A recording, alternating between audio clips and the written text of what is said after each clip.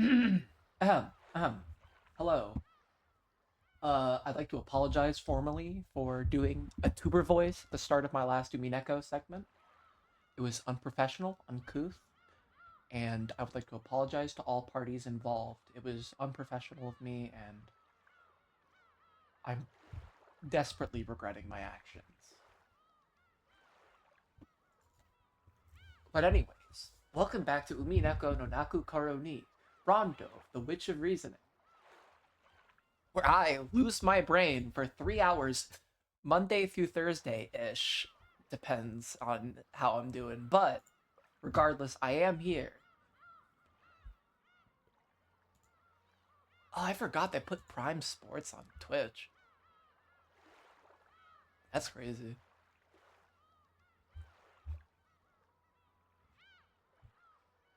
Uh, Other than that, I'm okay. I'm a little tired. But I really wanted to see what was going on Umineko. So I had to jump in.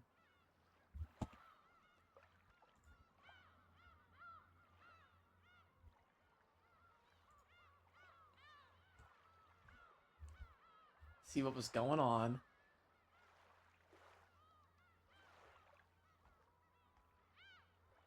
And elsewise, I think in a couple minutes, I'm just gonna get started. Uh, I spent like 10 minutes last night rereading some dialogue scenes from back in episode 3. I almost want to wait till I have some people in here so I can talk to them about it. Some of my regulars, as it were.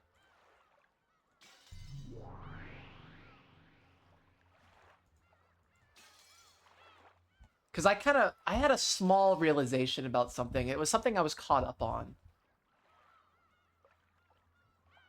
It was about Rosa and Beatrice.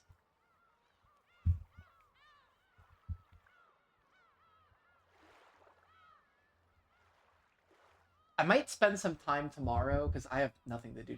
I got a little bit of shit to do tomorrow, but I do almost want to reread a little bit more and see if I can glimpse anything with what I know now. Because I did notice one thing, and I had to double check it to be certain.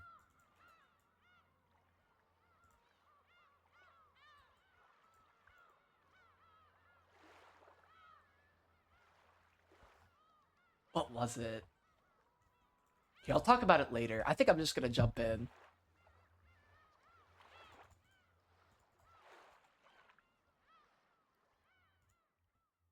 Start, load, and we...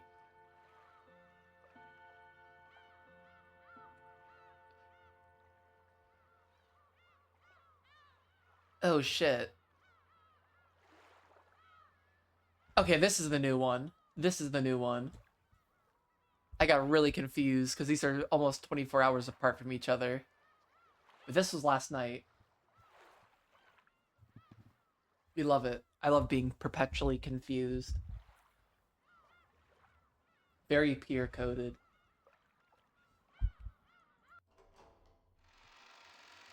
Oh, I just like stuffed my face full of air fryer food. I'm feeling so resplendent. This is so fucked up that we're getting like the bad guy Kinzo arc. My room is filthy.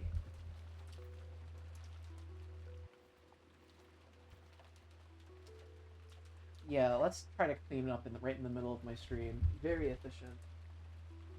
A test? Oh wait, oh shit, I gotta go take my meds. Hold up. This is fucked.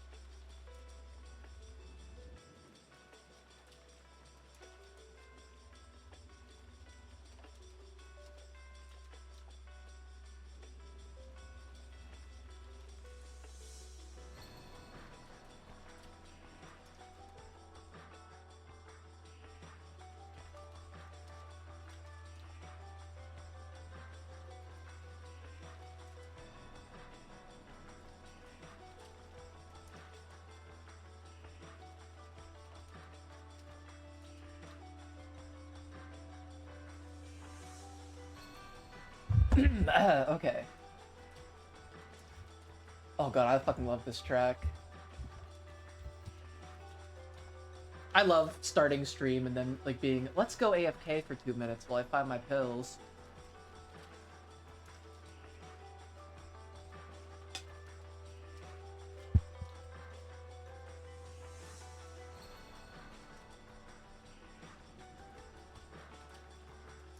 And get rid of the text. Oh my gosh, it's Umineko time. Would you look at that? A test? Yes. Listen well. Once again, there was a call from Kraus to the guest house. And the message was that Kinzo wanted to hold a test to see if the grandchildren had the qualifications to become his successor. The head has said that his successor will not be one of us siblings. That he wants to pick from among his grandchildren. This is gonna be, like, interesting to see, because, like, are the siblings gonna fight with each other? Not the siblings, the cousins. Like, how is this gonna change? Like, they've been, like, a super close-knit dynamic. George, Battler, Jessica, kind of Maria, but Maria's has too many fingers and too many fucking pots in this fucking game.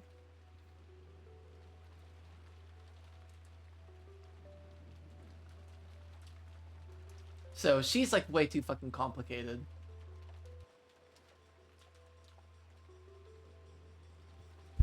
Wait, do I have that line? I want to make sure I get my notes out this time.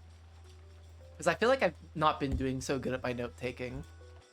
At all, generally. I'm awful at taking notes. But, where was I?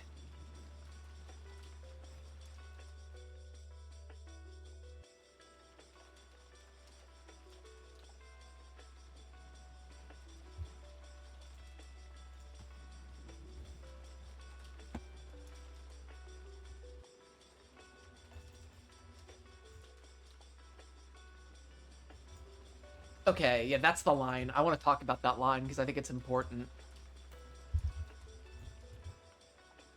From Krause's restrained style of speech, Jessica realized as his daughter that he was being forced to speak. And she was forced to realize that the hostages were being exposed to danger even now. And if they refused this test, there was a possibility that the hostages would be harmed. Then, what should we do? Indeed. Hold on. Kraus put down the receiver and looked at the grinning Kinzo on the other side of the bars. Kinzo gave his next order. Before the test, those not involved must be removed. Koda and Kumasawa there, I believe. It will be a problem if they interfere with the test. Banish them from the guest house. Banish, you say?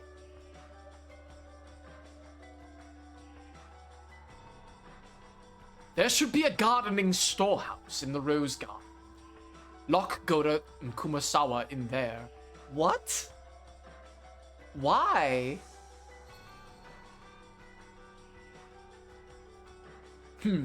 We'll begin from there. Tell them to do it immediately. My weapons will be watching. That's interesting that he says that. My weapons. Not my familiars, not like my homunculi. My weapons will be watching.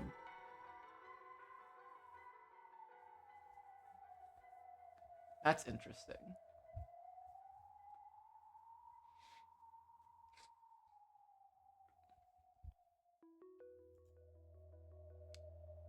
If they...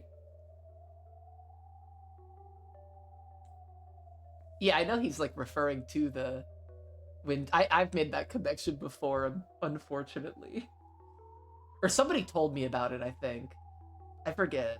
No, somebody definitely told me. Cheester.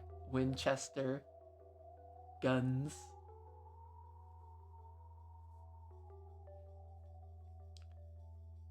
It's a whole different thing from Winchester theory, which is like my theory about the house, the mansion and the guest house having secret rooms in them.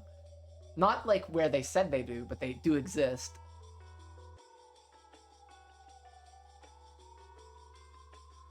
I'm even more convinced of that now, but if they happen to do anything questionable, I'll instantly stop the test and execute you all of you as sacrifices.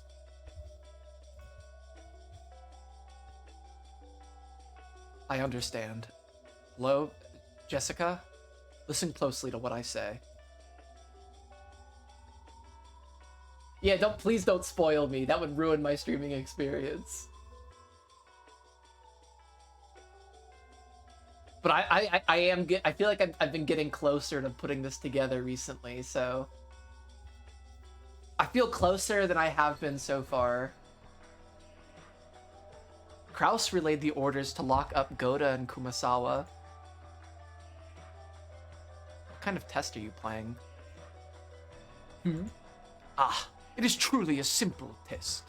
I only want my grandchildren to show me their resolve. Oh my gosh, the front of Pier emote. Hi, Sid. Oh wait, I was gonna tell you about something. I forgot. Okay, I made a connection last night after stream. I was looking at something because I was really fucking curious.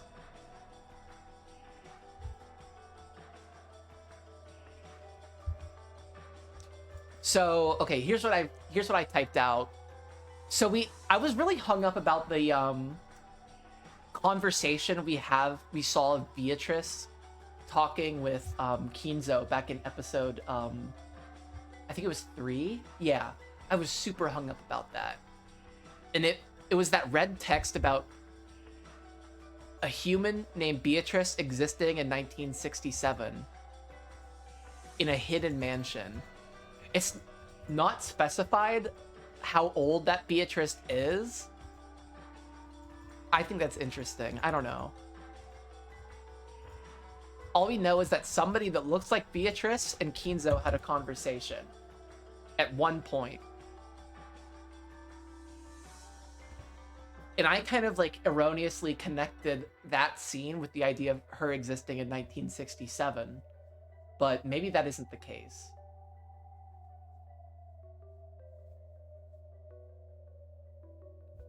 And the other line I thought was a line that I saw that was really interesting was here's the quote from Rosa.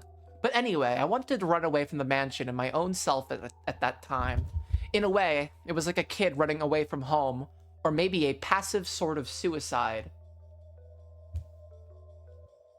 And I think it's interesting that she said that, describing like Beatrice's own passive suicide. Kind of falling from the rocks like that. I don't know. I thought it was an interesting connection.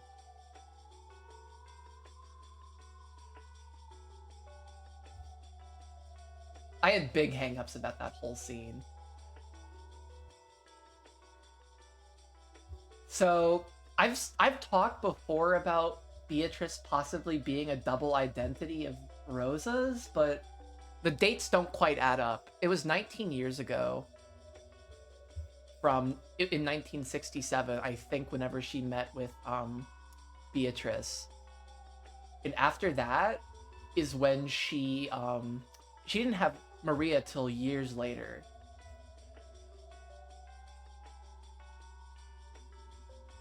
Absolutely, there's lots of talk about rebirth and double identities. Yeah, it just...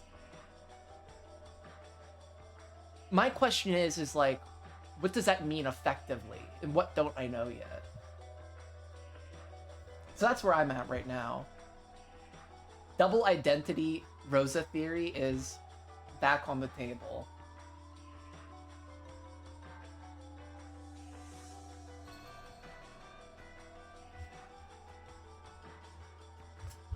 It just...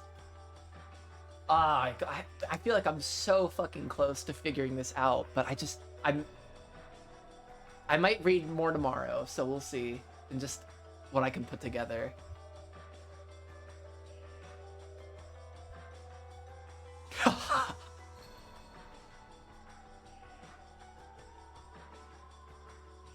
Hey!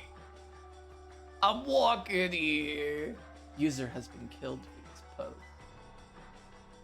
Looking disgusted, Kyrie watched Kraus, who is walking with the children. I hate it, but for now, we cannot refuse orders. In this dungeon, a feeble resistance won't amount to anything. If we provoke him too much and drive him into a position where he might kill us, there will no longer be any way to stop this murderer. For now, the only choice left is to obey his rules without agitating him, all the while waiting for an opportunity. However, if we continue to obediently follow his commands, the children might be attacked in this so-called test, and they might even lose their lives. Whether we feign obedience or try to resist, nothing will cause the situation to improve. Anyway, straining our eyes so that we don't let a single chance escape until the very end is the only resistance possible now. While telling herself this, Kyrie watched over Kraus as he delivered Kinzo's orders.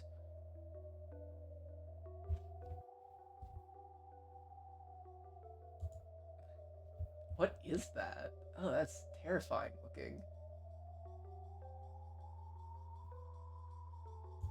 He's watching me.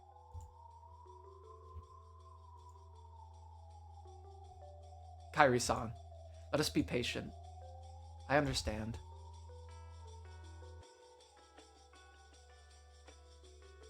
Oh. It's unfortunate, but all we can do right now is wait.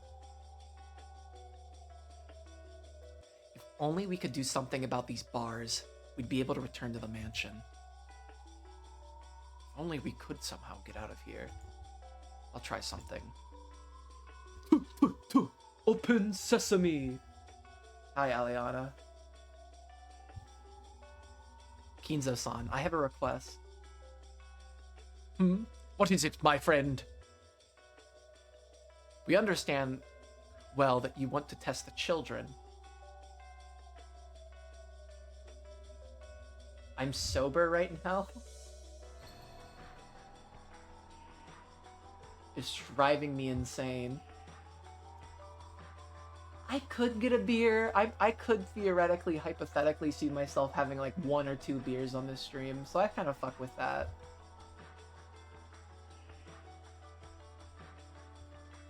We understand well what you want to test the children. It is fine for you to do as you desire. Without your power, the Ushiramiya family might have been destroyed long ago.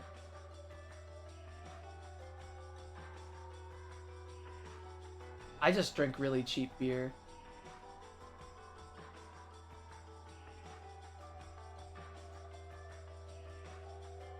What is a Molson cold shot?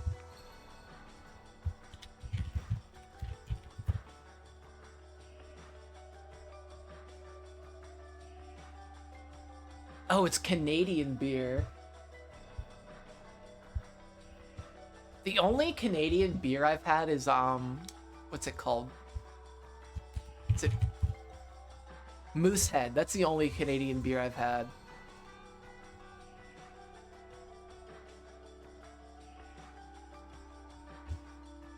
It was okay.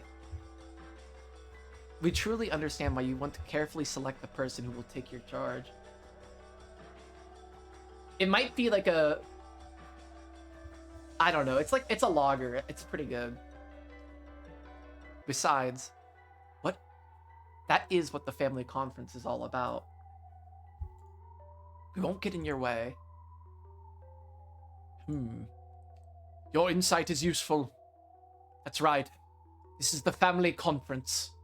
The final family conference where I will select my successor. I fuck with lager, pilsner, pale ale. That shit's all good. Not IPA. I can't fucking stand IPA. I've had enough of it to, like, sate me forever.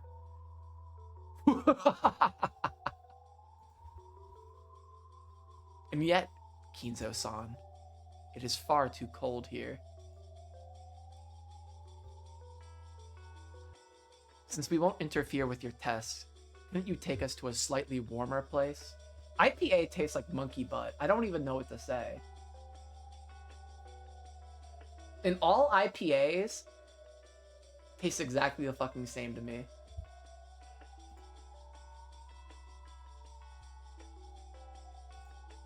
Super hazy. It's like that one TikTok where it's like, this tastes like a can of wet pennies. At Nanjo's words, the slight signs that Kinzo's mood had been improving were blown away. Ooh. That sounds good.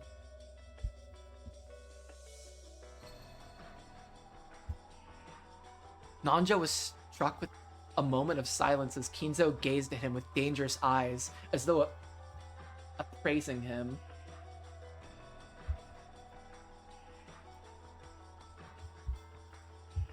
One time I mixed moonshine, mead, and apple cider. That was a fucking choice.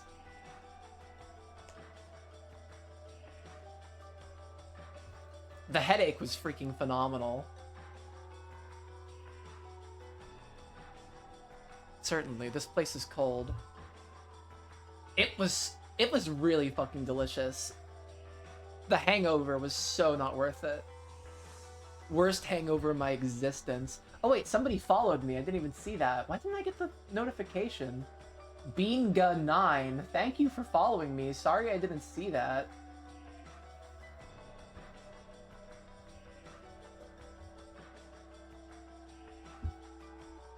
I usually don't get hangovers too bad. But that was a special circumstance. It's tough on an old body. I'm not over the fact that Kumasawa says that shit. Wouldn't it be alright if we moved them upstairs? I cannot do that! Are you naive, Nanjo?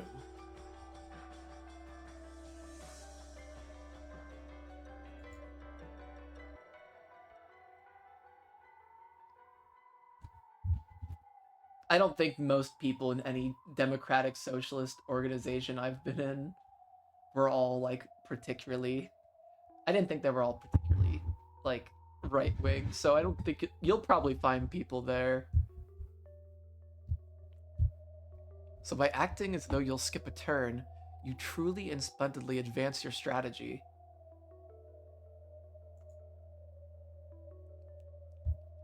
I'm more interested in, like, the, you'll find like-minded people, is what I mean.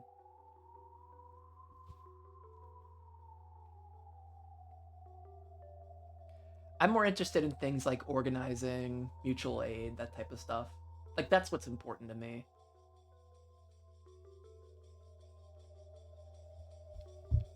I'm not falling for that, you see. If you're freezing, then why don't I line the floor with red-hot coals? I don't know about virtually. I think operating in communities is better generally. I think the socialist movement should not be is a little too chronically online, and I'm probably proud of that problem. Oh, you misheard me. Okay. My apologies. Virgilia had tried to help out, but in the end, Kinzo would not comply. You two sure are obedient. If you felt like it, you could easily break these bars. Even if we break them, nothing will come of it.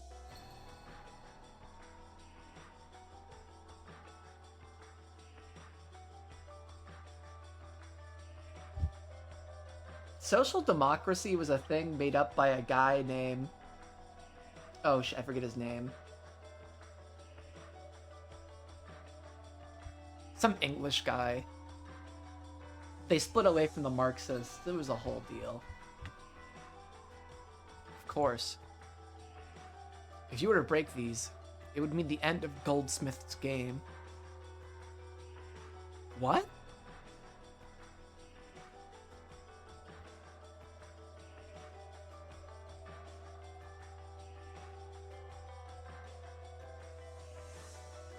If they broke these... So Shannon and Cannon theoretically could just break these bars super fucking easily, but they're choosing not to. Because if it did, it would end the game? Why? Fuck. All of you, as well as those humans in the guest house, would immediately become sacrifices for Kinzo's ceremony. But surprisingly, you two might be the only ones, yes? Perhaps only you two hold the power to break out of this situation, right?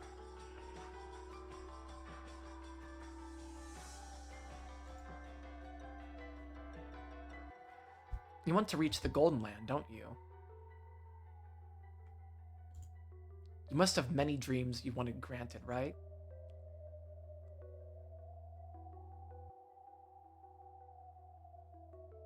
What is the Golden Land?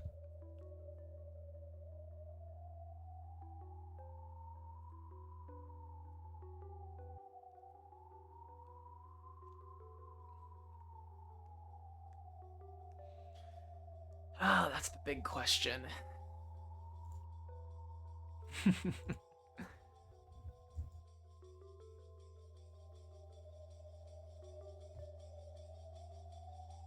I don't remember how Shannon described it. It was like, oh shit. Hold up. Pulling it up. Umineko LP archive. We're looking at last night.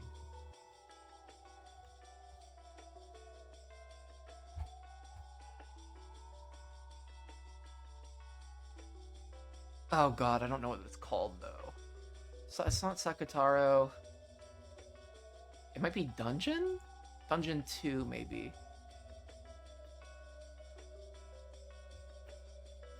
We're getting close.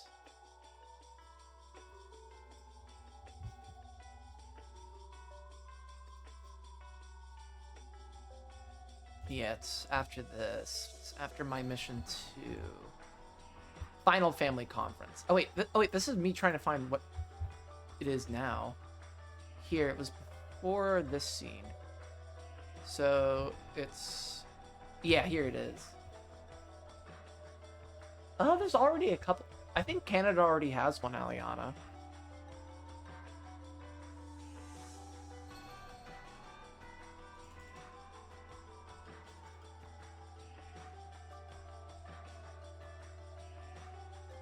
When you're there, it's very gentle, very peaceful. You're allowed to sleep as long as you want. Like when you wake up early on a day off, lying on a futon. Sunlight comes in through the cracks in the curtains, and you think you'll have to wake up soon. Yeah, I was gonna say. And you'll think you have to wake up soon, but you realize it's your day off.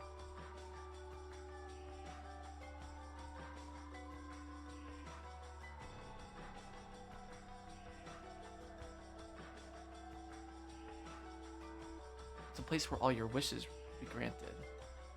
It's a place you won't wish for anything.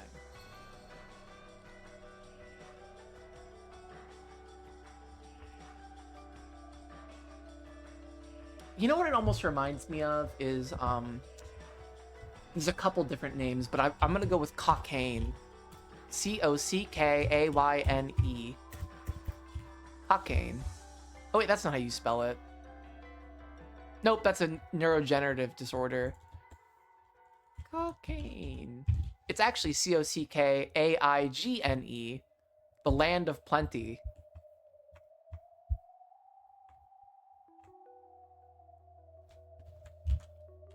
I almost get vibes like that. But, I don't know. This is not your game. It is the Master's, as well as Milady's game. What is it, Ronave? Oh no, nothing. We were talking to the prisoners. Forgive us. Gap sent one final sneering smile at Cannon, then turned away. Cannon could only bite his lower lip and shake his fists. Damn it.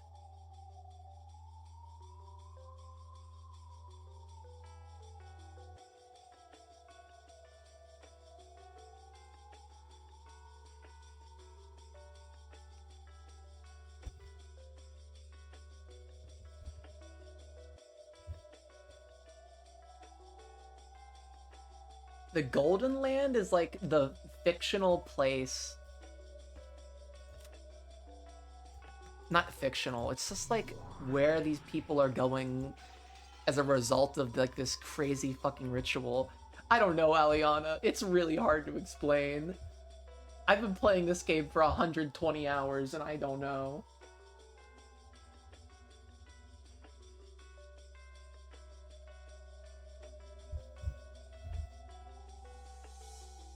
It's a mystery game. It's part of the mystery. Damn it. You did well. Good job hanging in there. We're powerless. Because we're furniture.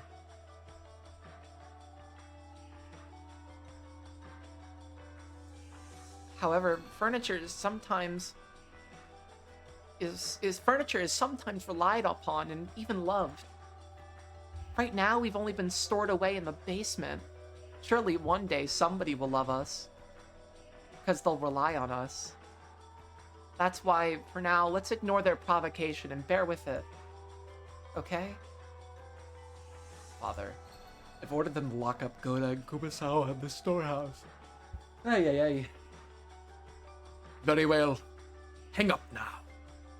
Chista sisters, observe the grandchildren as they lock Goda and Kumasawa away. If they do anything suspicious, then in that moment, the selection test for my successor will be over. When Kinzo made his order, the Chester sisters appeared behind him in a line. Understood, sir. I will scout. 556? Wait, 556? Who the fuck is 556?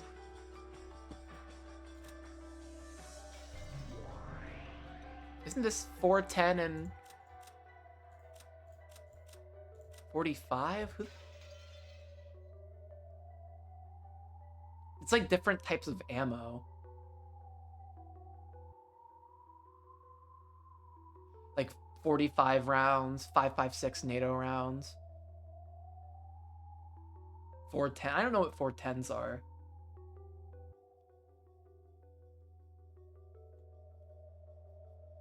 I'm not a gun person at all. I just know this shit from playing video games. Oh, 410's a shotgun cartridge? Thank you. That feels like an important detail. Because I feel like these people might have been killed with a shotgun. It seems very possible. Because they've been brained, these people, so...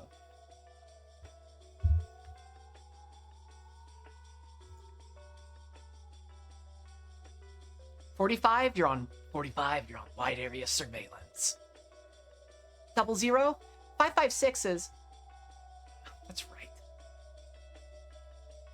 right. Sure, yeah. Sorry. She was a good kid.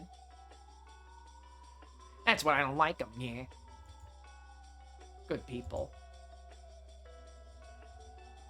What are you doing, Chista sisters? Follow my orders.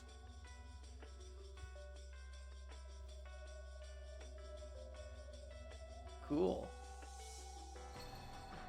My apologies, sir. Then let us go to observe. Move out. The Chester sisters erased their forms simultaneously.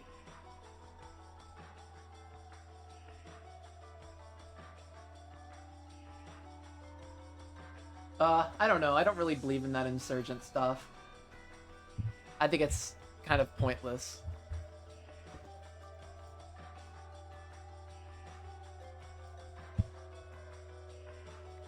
Um.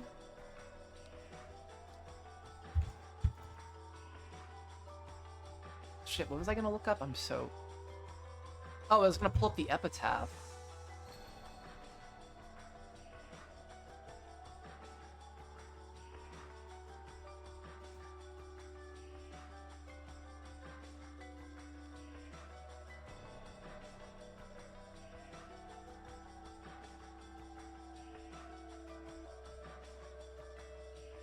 Let's... I do have the epitaph here.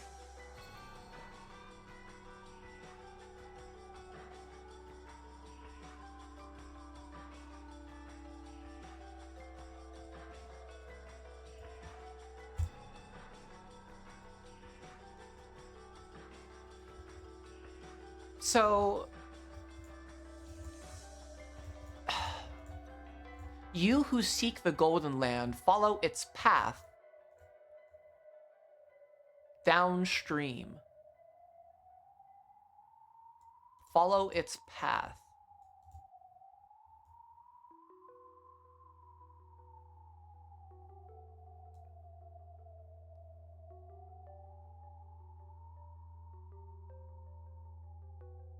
Yeah, I don't think murdering murderers is very good, so I would try to not be so violent. I don't think violence is good.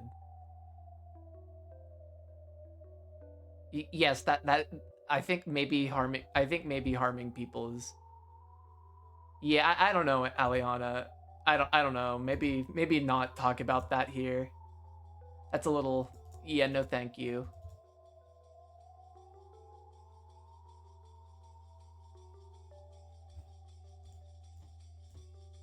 I yeah, I would not do that. I would try to avoid that because violence is like actually really bad.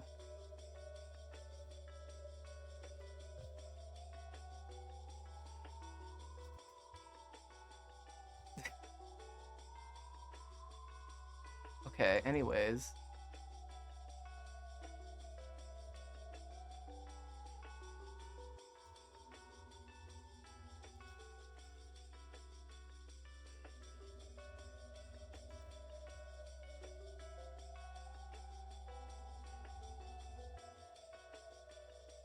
Follow its path downstream. Hold the Sweetfish River.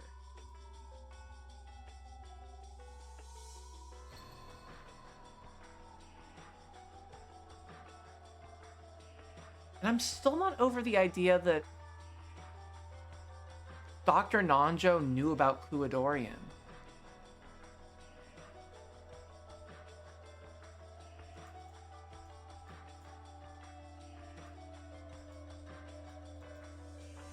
Fuck.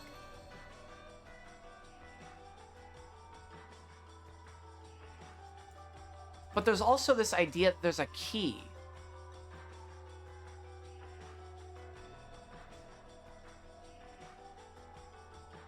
Like, they don't really talk about that a lot, do they? The key.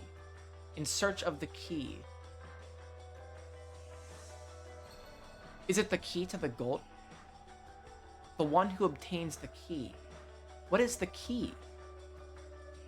It's not described as the key to the Golden Land.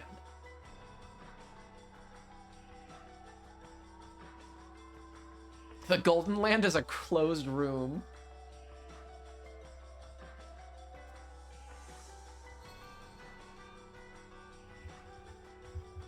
Fuck. This shit is so tricky, I swear to God.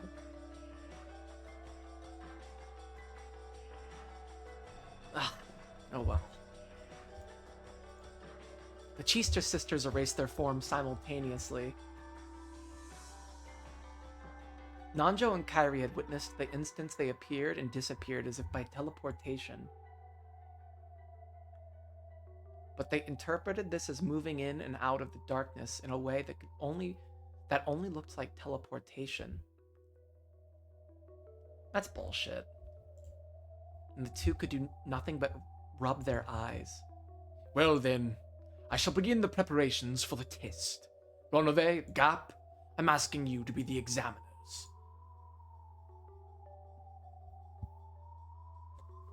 Ugh. Virgilia, you'll watch these rats. I think I just gave myself a bruise on my leg. Owie.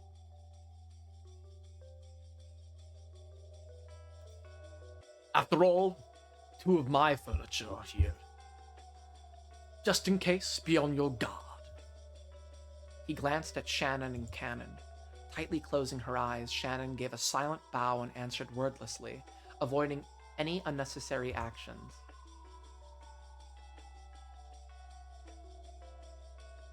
Certainly. I'll be careful. Isn't this cold hard on your body, Leah? Should I bring you a hot water bottle?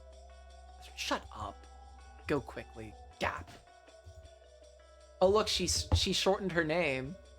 She did end up shortening her name.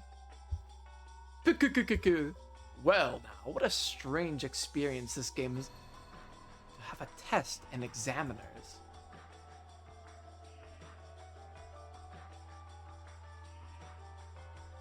I do hope this development entertains Milady. Comorize, goat attendants. Fuck the goats.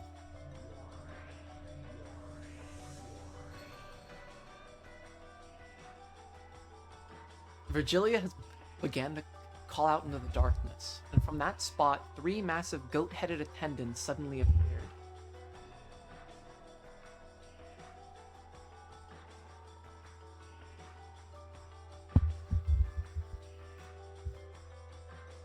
Ah, Beato's minions. How convenient. Plus, they seem so warm. I see, so you'll use them instead of a hot water bottle. In that case, wouldn't sheep have been better than goats?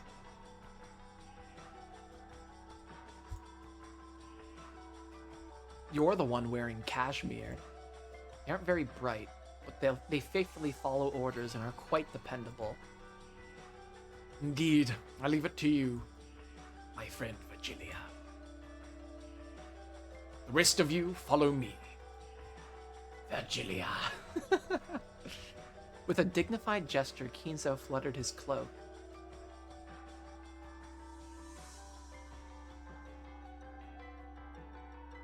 Following him with Roronove and Gap.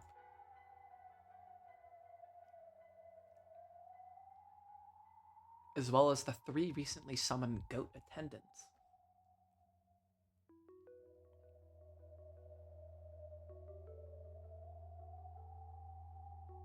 Hey, you 3 are supposed to wait here with me. Don't follow them. The goats jumped in surprise and then came tottering back. Kairi, who had been watching, stunned as all this played out, couldn't help but snort. What entertaining underlings. Lord Goldsmith did not give you permission to speak. She was probably embarrassed. Virgilia spoken coolly, but Kairi saw through that, and for a little while she couldn't restrain her muffled laughter. Fuck, I love Kairi. However, on the inside, Kairi was surprised at the number of people Kinzo had with him.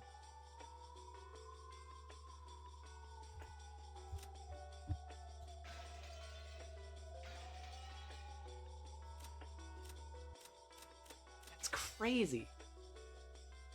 Kinzo had at least 10 enemies. Including Kinzo himself, at least 10 enemies had already been spotted. The dungeon they were currently locked in was supposedly underneath the hidden mansion called Kuadorian. Although this mansion had been whispered of, not even Kraus had known of its existence until today. Are there actually several facilities like this on Rokkenjima? Or many unknown henchmen that only Kinzo knows of hide? I don't know. Just how many humans are on Rokkenjima, blocked away by this typhoon? 18 is less than or greater to X is greater than 9, or something. No, on the contrary. Were we the only ones under the impression that there were only 18 people on this island?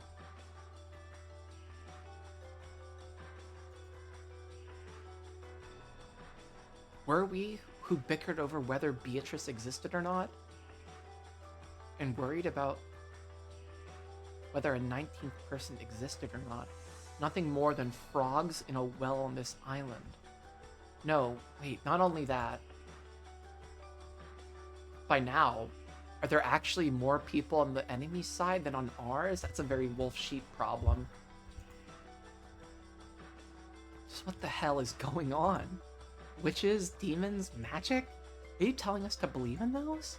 Are my eyes screwed up or is my head? I think I'm losing it. A mass murder by magic? Demons forming and disappearing into thin air? Setting aside the enemy's numbers? How should we interpret the various things thrust before our eyes that cannot be explained with common sense of our world? Kyrie started to feel like she didn't know what was going on anymore. And while desperately battling the urge to abandon everything and give up, she grit her teeth and tried to hold on to her sanity. Somebody has to not believe. It might as well be you.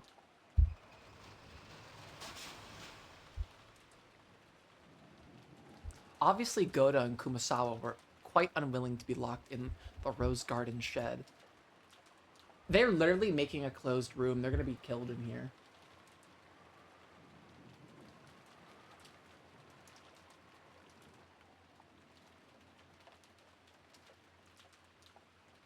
But they were threatened that if they resisted the hostage's safety, could they at least give Goda a weapon before he...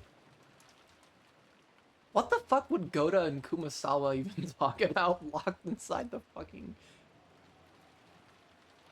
I hope there's not a secret tunnel out of this fucking root cellar.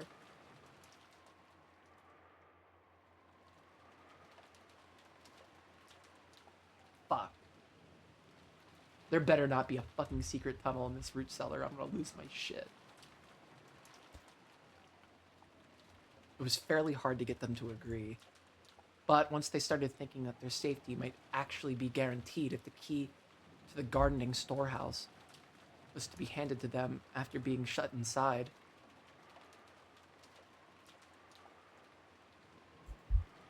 And when it was decided that blankets and food would be carried in... Oh, that's nice. At least they didn't totally fuck them over.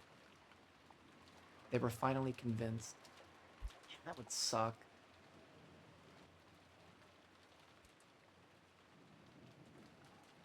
Yeah, this place is pretty chilly.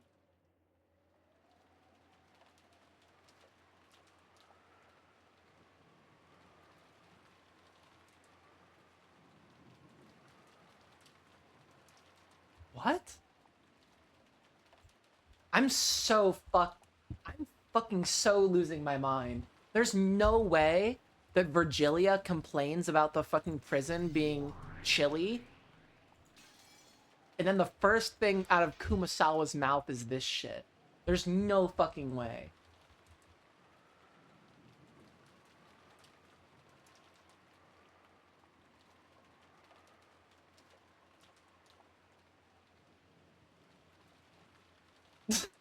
Fuck you guys.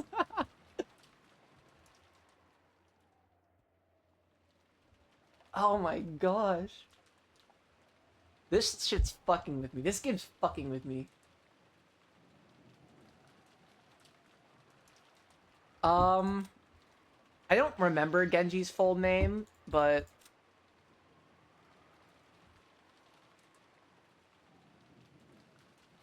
What is it? I don't think it's a spoiler. Is it Inoue or something?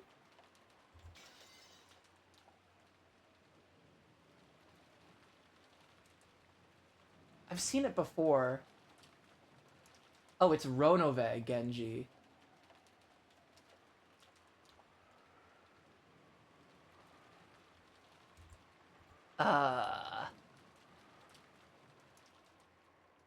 Great. So Genji and Ronove.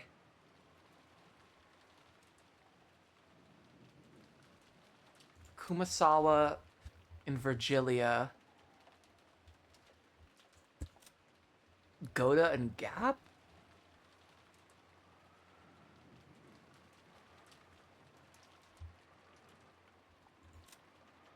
Maybe this whole thing is just a conspiracy of the servants. But that doesn't solve everything. A runaway.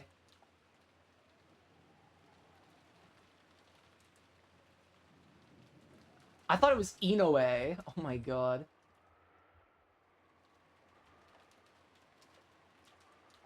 Godatrice. Sorry, Eric. Your scheduled execution has been decided.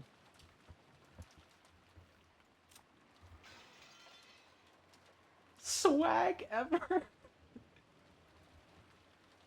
Is that like whatever, but like with swag? I really hate... I hate that. No offense, Eric, but I really fucking hate that.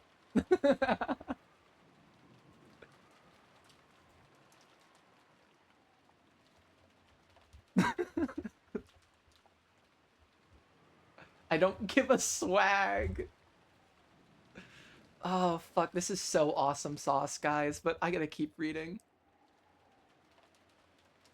I wonder how long we'll have to stay locked in here. It could be as late as Monday morning at the worst, so a full day and night. That sucks. I feel really bad doing this to you, too.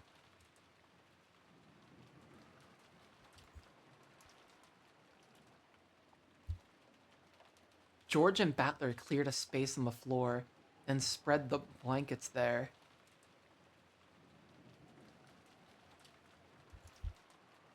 They also left canned food, crackers, and other light snacks they had bought. It'll be hard for you guys to go into Monday with just this. If only we could make a trip to the kitchen. They said not to go anywhere we weren't told to. Sounds like we're being watched. Damn. Yeah, by who? Besides these two. Goda Toshiro. I'm honestly sorry that we cannot be of any use. And these are the times that we are truly supposed to be at your sides. It can't be helped. More importantly, take care of Kumasawa-san. We don't know what might happen.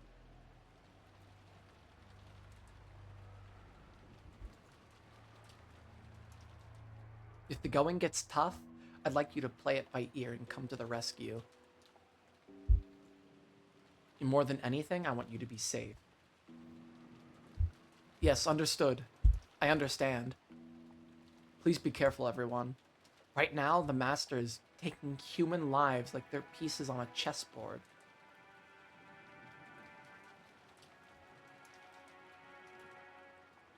The chessboard symbology, too, is fucking with me.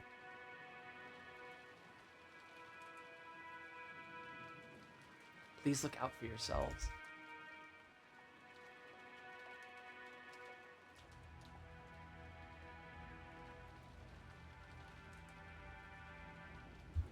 Goda stared at the floor, even now unable to believe what happened as he remembered that atrocity in the dining hall.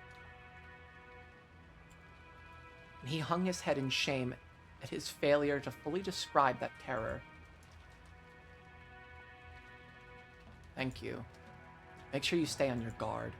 You too, Kumasawa-san. And you all please take care as well. I don't have any idea what's going on anymore. I don't know, Kumasawa. I'm really starting to doubt you the more this fucking game goes on. I'm starting to think you have every fucking idea of what's going on. And I just didn't want to believe her because she was an old lady. She knows some more shit. Well then, we'll be off.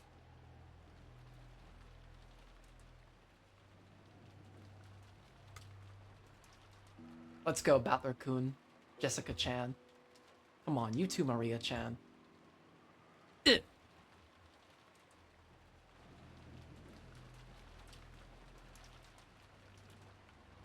Looking at the pitiful expressions on the imprisoned pair's faces.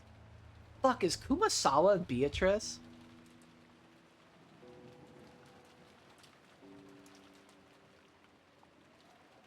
Or at least was Beatrice.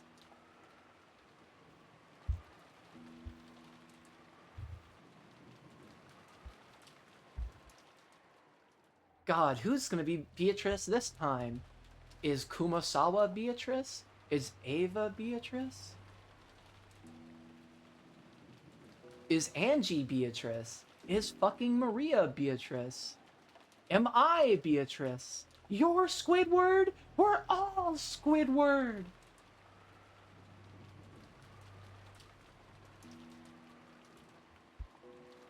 Looking at this pitiful expression on the imprisoned pair's faces, it got really hard to close the shutter. But we can't disobey. We're being watched. Quick zigzag maneuver. The shutter was brought down and locked. Then George walked toward the small window on the side of the storehouse. At that side, there was a small latticed window. It could only admit light and ventilation. It looked like something from a jail.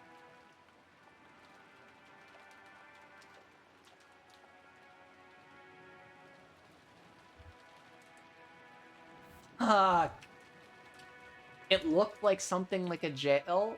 Something from a jail? Oh my gosh. The room being cold? What the fuck's going on here?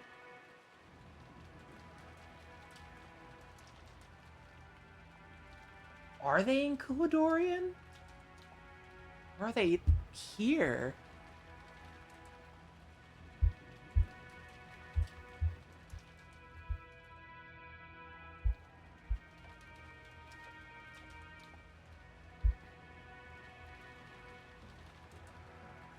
How do we know this mansion isn't Kuladorian?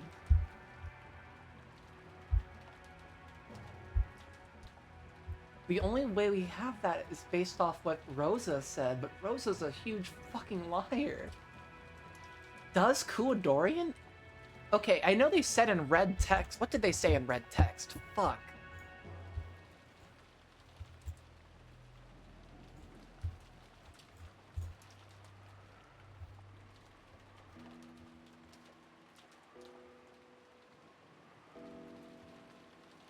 In the forest of Rokonjima, a hidden mansion called Kuladorian exists.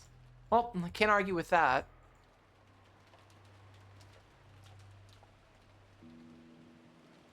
But...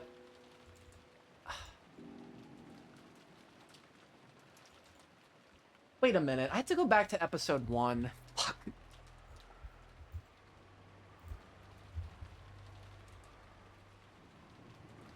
I think it's interesting that they never described the mansion's name. Like, we know that in the same line, they say that the other mansion's called Torayan or something?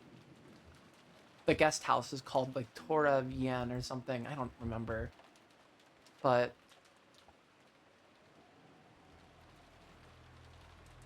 oh god, I'm going all the way back in episode 1.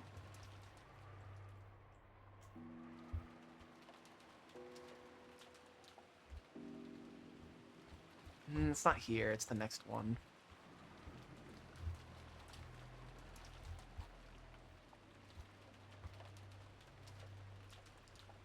What if the mansion is actually Kuladorian?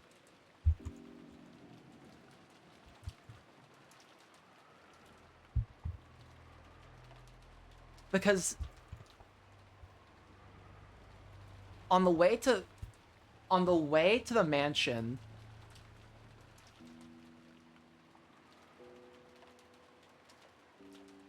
they described it as a serpentine twisting path led into a dim forest. In the Red Truth doesn't say that there's another mansion. It just says a hidden mansion exists. But what does hidden mean? Anything can be hidden. Well, you could argue that the mansion is being hidden by the trees that we already know that surround it. You can't see it from the coast. Does that mean it's hidden? What if the mansion is Kuadorian? Fuck. What would that mean?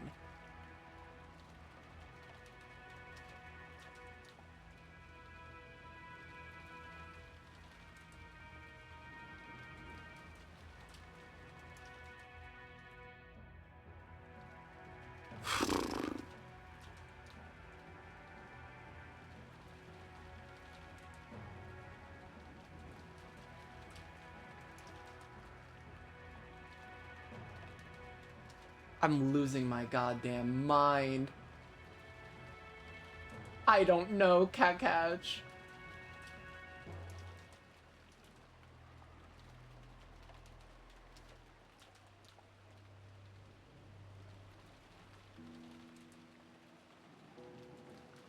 I'm hanging this. I'm putting a pin on this idea, and I'm coming back to it later.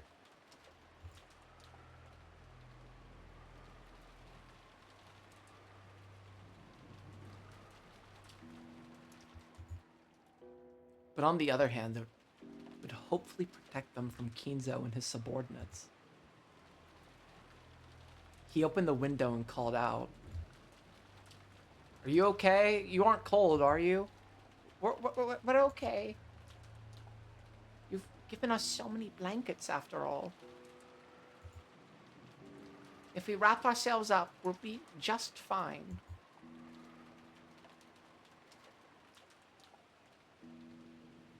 I wish we could have brought them a kerosene stove or something. But it wouldn't have ventilation here. It'll probably be tough for them, but there's nothing we can do now. Hostages are being held against us. We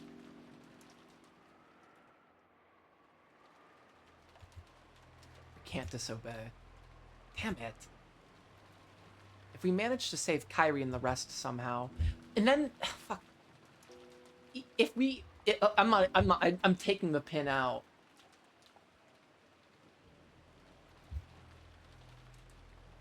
I'm taking the pin out. Even if I want to keep assuming that this mansion is in fact Kuadorian, then that would like perfectly fall within like the ideas that and the themes that we've seen so far. The idea of like double identities, and even the island has two names. Fuck.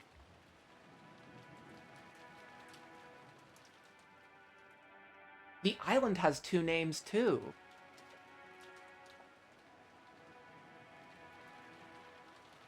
Somebody has a different name here. And it's fucking Beatrice.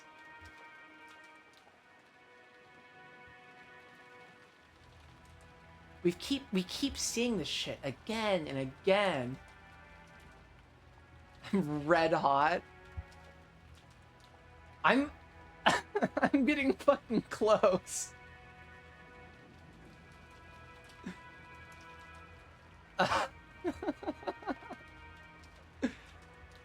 Fuck, why is it all hitting me now?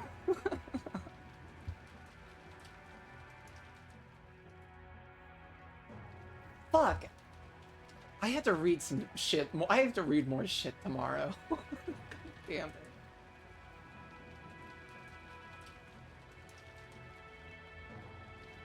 Somebody has a fucking double identity. The question is, who, or rather, who doesn't?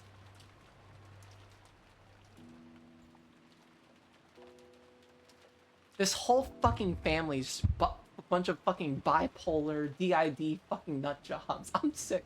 I'm tired of it. Shh, they might be listening.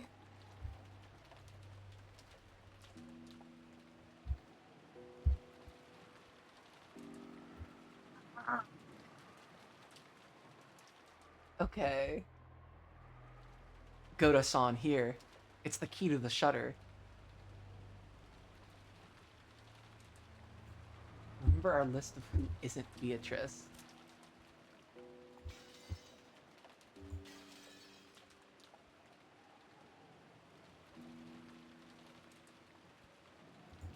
Beatrice, probably Beatrice.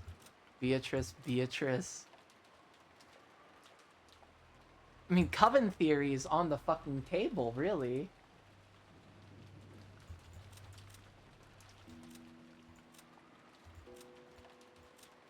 What's up with this game and women?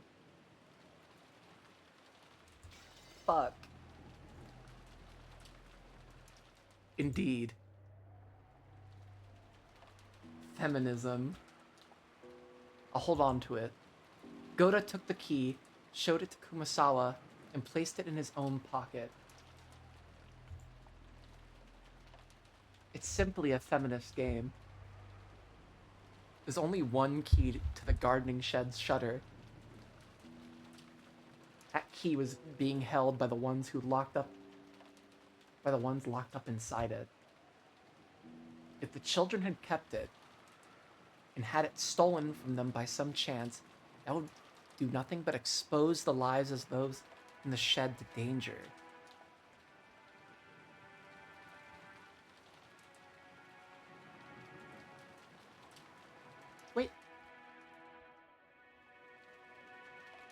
Wait a minute.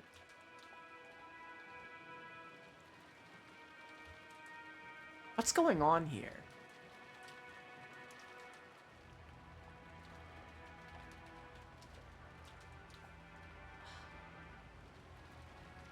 You could slip a key under a door and give it to somebody. Oh, this feels like important for the closed rooms. Fuck. Oh god, I'm getting way... I gotta fucking put on my tinfoil hat. I'm getting too many fucking 5G waves into my fucking brain. This game is fucking ruining me.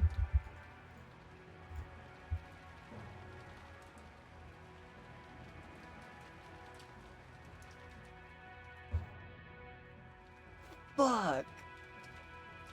I need my fucking tinfoil hat. I'm falling apart. The true murder was the COVID vaccine. Beatrice is the sweet, sweet ivermectin.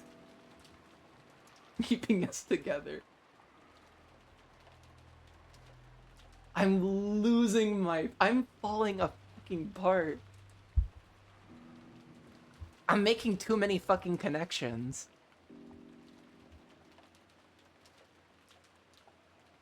And now it's gone into like the whole nature of the closed rooms and Kuadorian and actually being this place, and oh, that would explain all the fucking shit with the fucking goats at the end of Act 2.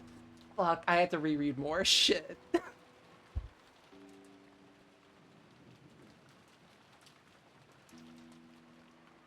And even with the key, the shutter could not be opened from the inside.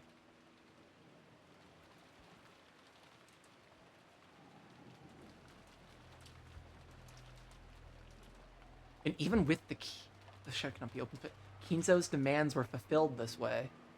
So it's a closed room.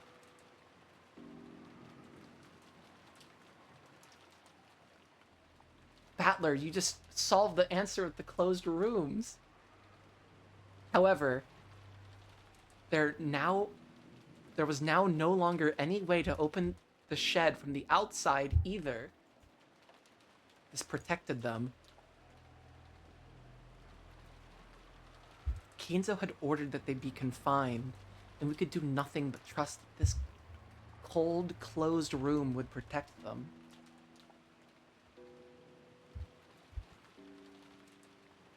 Jessica watched this while holding Maria's hand, and looked over the thickets in the pitch-black rose garden.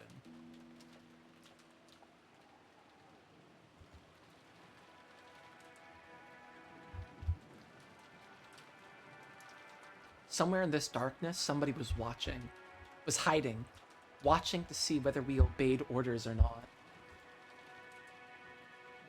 Of course, when we pointed our flashlights out there, no suspicious silhouettes appeared.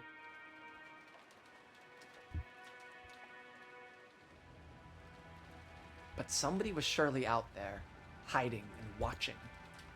I was hit many times with an urge to scream at them. But I was able to hold that urge back through reason. The four children left the area, repeatedly looking back over their shoulders.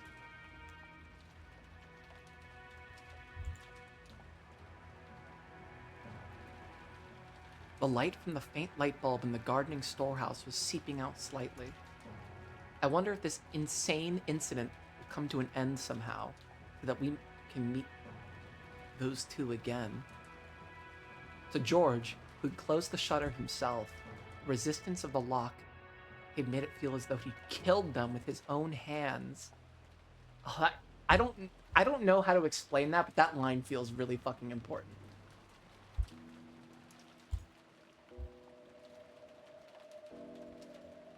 But even so, we can't defy them. What's with this test? Damn geezer, don't screw with us. Killing mom, capturing dad for that. I don't get it. I'll kill him. It's okay, Jessica One-chan. There's nothing to be sad about. Maria. Soon, the witch will be revived. Soon we'll be able to meet in the Golden Land.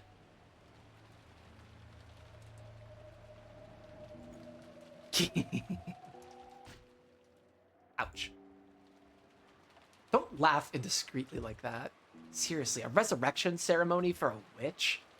Getting so many people involved. And delusions he should have just kept inside his head. It's gonna cost you, bastard. Yeah, hitting Maria is illegal.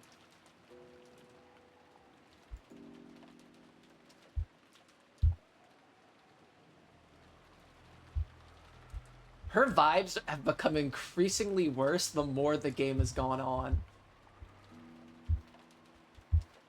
Let's return to the guest house. It'll be bad if we aren't there when grandfather calls. Urged on by George, everyone began walking towards the guest house. At that moment, Jessica turned in a circle, facing towards the darkness of the rose garden, and roared. Hey! Someone's watching, right?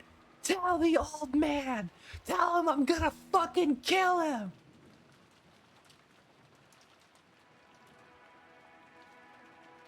I was really uncomfortable when Rosa was like totally crashing out at him, at her, when the social worker was there. That really fucked with me. Let's go. Of course there was no reply, only the howl of the wind and rain. The children returned to the guest house.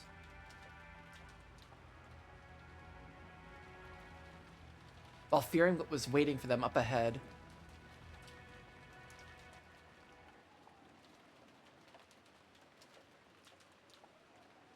After they left, from the exact point in the darkness that Jessica had yelled at, 2 rabbit ears sprung up. Sorry. They found me out. It's because you're too slow, yeah. Pendragon-sama's gonna scold you. I'm sorry. Please don't tell Pendragon-sama. Be quiet. It was obviously just a bluff. Goda and Kumasawa's imprisonment confirmed. Mission complete. Report back. Yae. Yeah. Ouch. Do you want us all stuck on nothing but carrots and water? Do you want us all stuck on nothing but carrots and water because we collect responsibility? Let's go.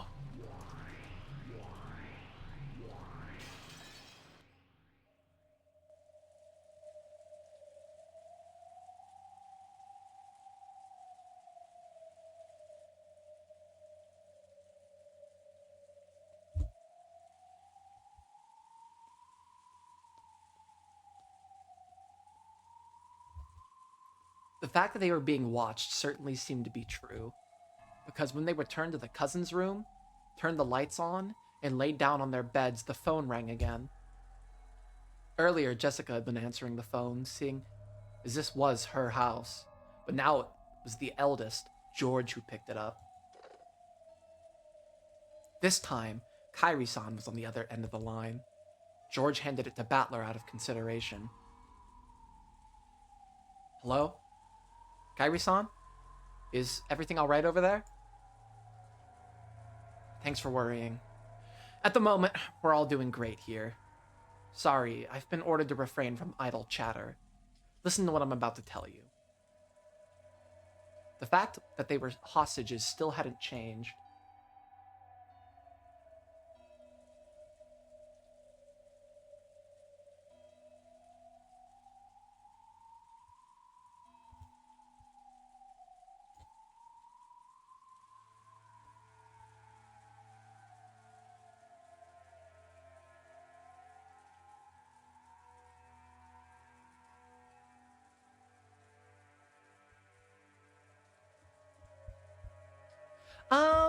I mean, Pendragon is, like, supposed to be King Arthur's father.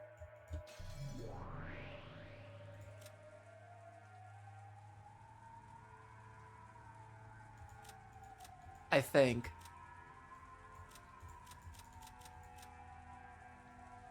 I remember when I was a kid, I read, like, this little kid's, like, compendium of, like, stories of the Knights of the Round Table.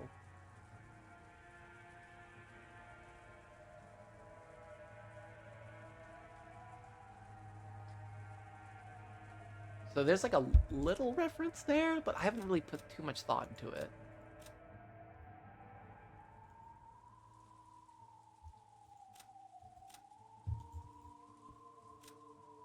If this game turns out that it's all like a dream or something, I'm gonna be so pissed.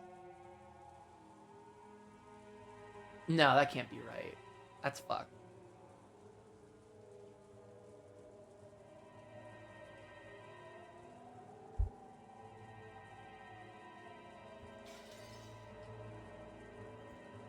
Kinzo, or one of his subordinates, was listening to the conversation.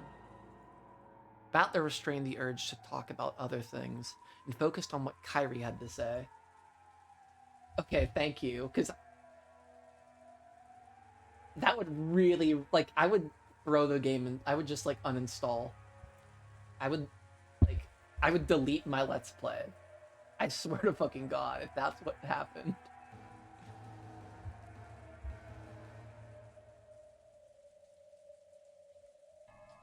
I think it goes without saying. The test will be carried out by Jessica Chan, George Kuhn, Battler Kuhn.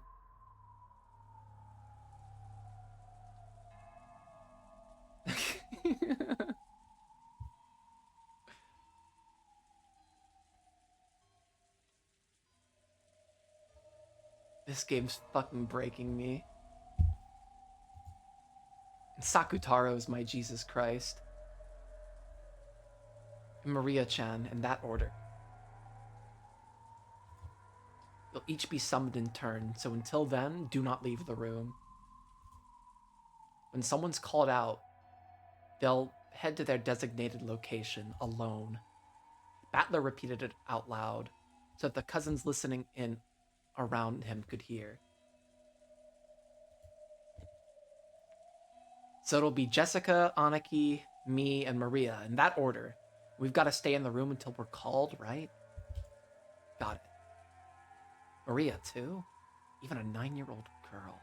What's this damn geezer trying to force us to do, that bastard?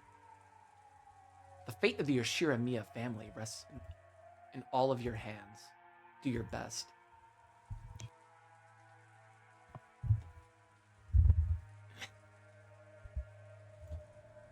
Sure.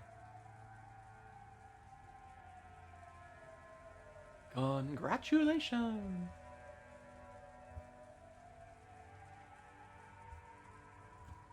Battler noticed that the strange nuance in Kairi's words.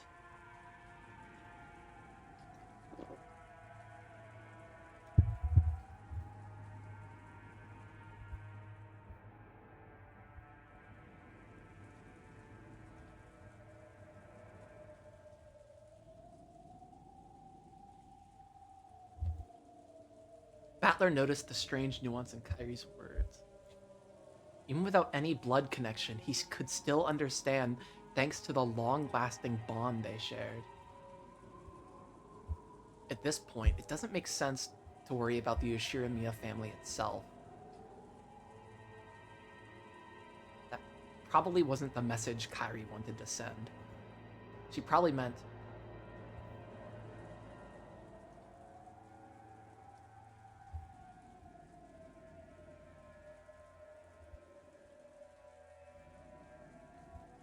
There's no way for us to escape from this dungeon. We can only wait to be rescued.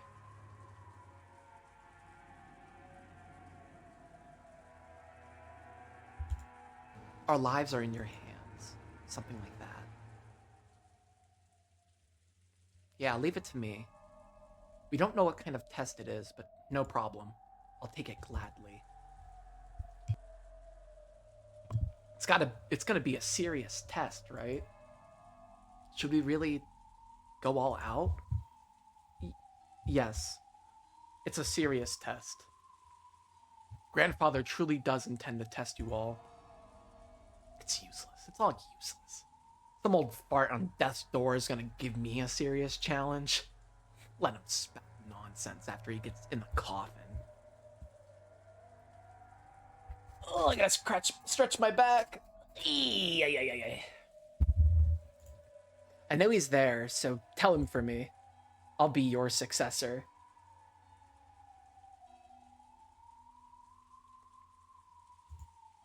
And my first action will be to shove my fist into your face. I love Battler.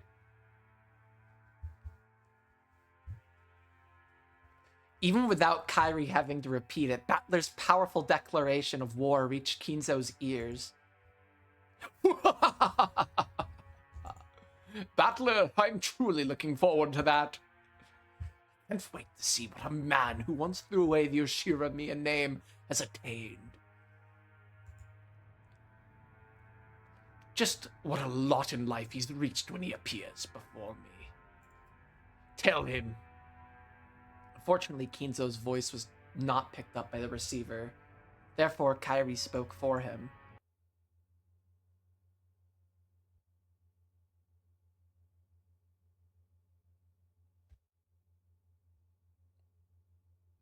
You know, how do we know Kinzo's here? Why is my music muted? It sounds like he's up for more than a challenge. Got that, Battler-kun? Why the... There's no need to hold back. You're Rudolph's son. Okay, there we go. No, you are my son. Aw, Kairi! That's so fucking wholesome.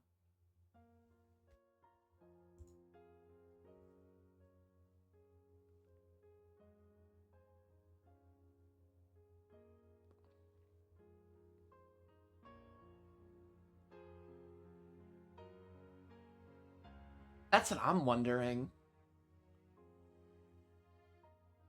Especially since the servants are not to be trusted.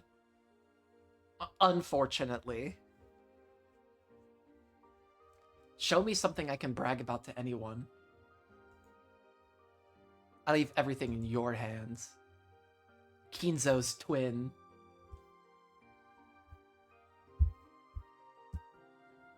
Understood, Mom. Leave the rest to me.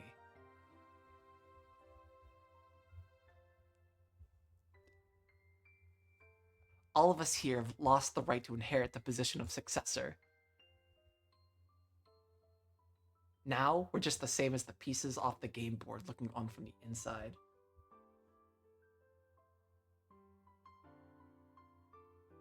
Kinza.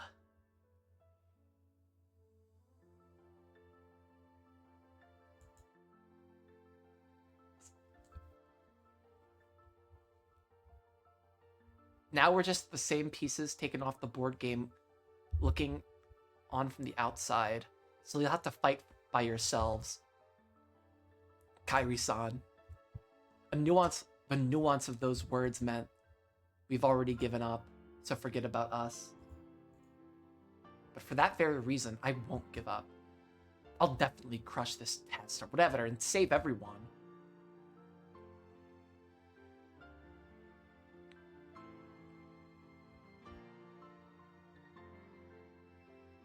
In that case, here are his instructions for the first test. Jessica Chan's. Go to your room. Really? Go to your room? What's your game, you damn geezer? It seems he means Jessica Chan's personal room, the one in the mansion. I'll hand it over to Jessica.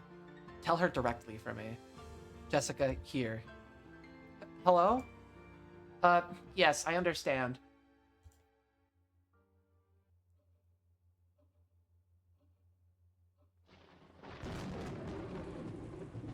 Starting with me, huh? Well, I've been ready. See you later. Even Jessica was probably tempted to succumb to the fear of a girl her age. But she crushed those feelings and strengthened her resolve.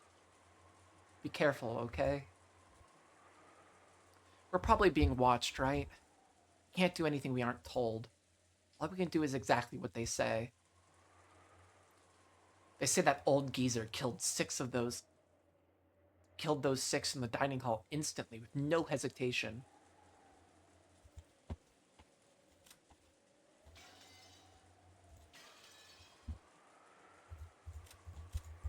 I don't know.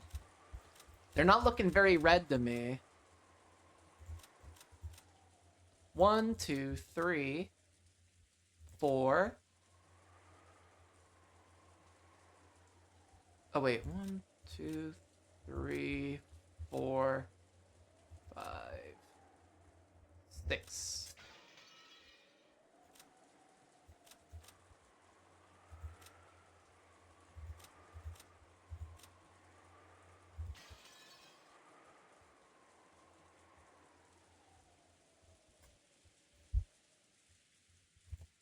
So if we try to fight back, we might end up in the same way. I know. I'll beat them at their own game. Don't do anything reckless. If you think you're in any danger, your own safety comes first. If Uncle Kraus finds out that his daughter sacrificed herself for him, there's no doubt it'll tear his heart apart. That goes the other way, too. If Mom and Dad are both killed and I'm the only one left, my heart will rip itself to pieces. Patler-kun, what you said earlier is true, right? Yeah. Kairi-san and the others are already prepared for what will happen. Then the way things are now is just perfect. Everyone's lives rest on our shoulders. The hostages can't do anything while they're locked up.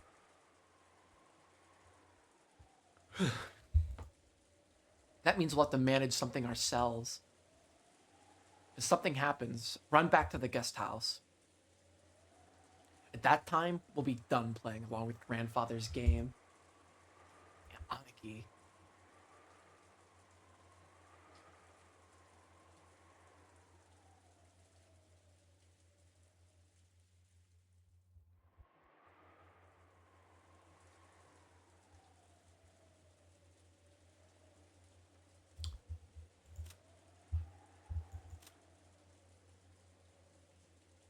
I think it's really interesting that all the Ushiramiya family, like, all the family has only one sibling, except Rudolph, who has 2.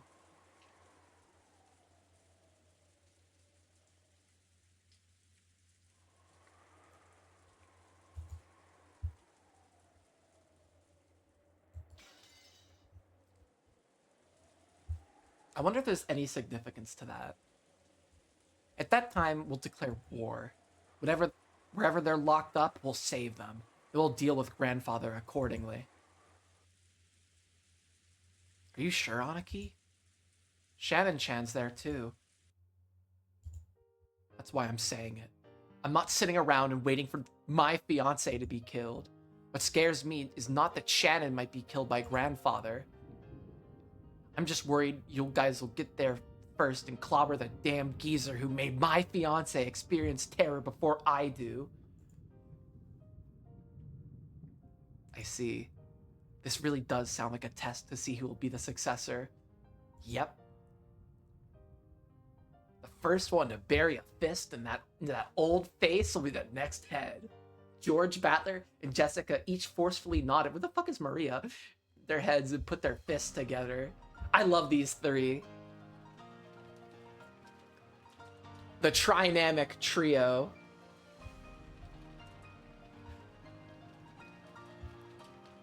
Then Jessica headed off to her own room, as designated. Her form disappeared into the darkness of the rose garden, waving in the strong winds.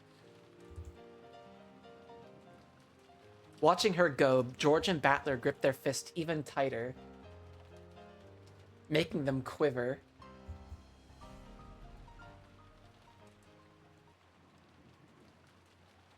Left on the second floor, Maria watched Jessica's back through the window. She wore a blank expression. I wonder what everyone's getting so upset about. Even though when Beatrice is revived, everyone will be brought back to life. Jessica's form was already being completely swallowed up by the darkness. At that time, the phone began to ring again. Battler and George heard it and came clamoring back, but Maria picked up the receiver right away. Hello? Mushy mush. Is that Maria-sama? Stip Redong? Okay, I'll Stip Redong.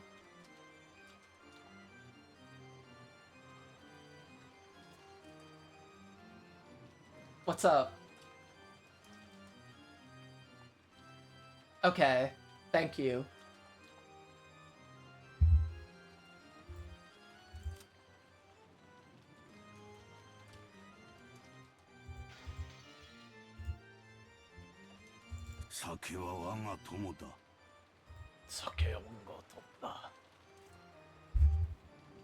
Is that Maria-sama?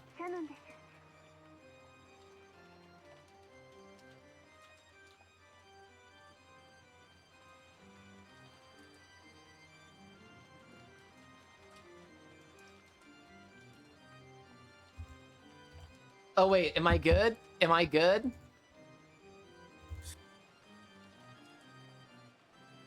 Or should I keep the voices on for a bit? Okay, I'm good. It's me, Shannon. Would you please hand the phone to George-sama? This time it was Shannon on the phone.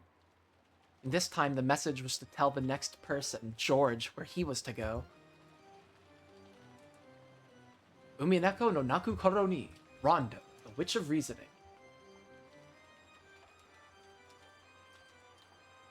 Should I wait for the next phone call?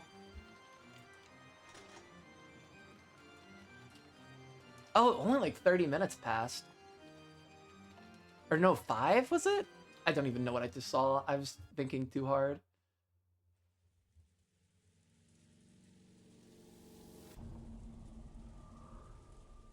Umineko! Zhao Hong Shu!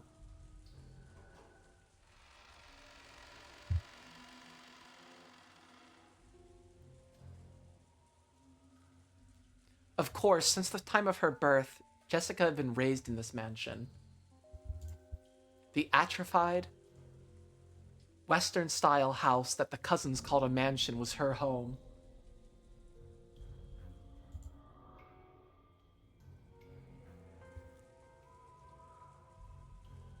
And yet, she had never understood her cousin's feelings as much as she did today. At the same time, she had never felt her own home, which she knew well to be as alien as it seemed now. It's like the whole idea now that I have that fucking... the mansion is actually fucking Kuadorian. Which is feeling very blisteringly correct.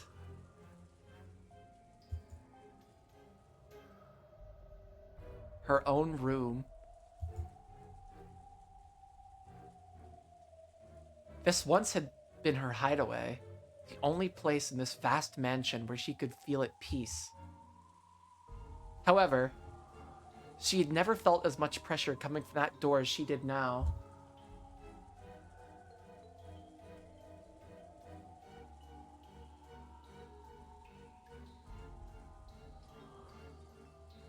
Battler has been stuck in the guest house. Doesn't know anything that's happening. All kinds of strange magic has happened in episode 4. The adults on the phone try to explain to Battler. Strange test successor. How to do test in order. So many strange things to interpret. It's been crazy. A test, you say?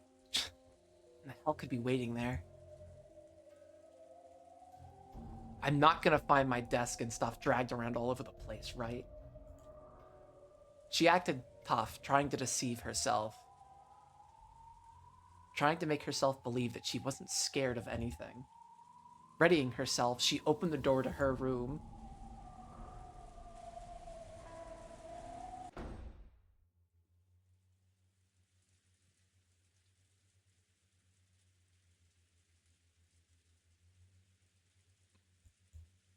I love that face she's making. It's so cute.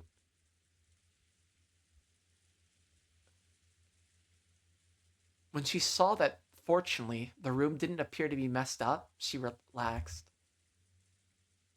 No one was there. Of course, there was nowhere for anyone to hide here. Right away, Jessica locked the door behind her.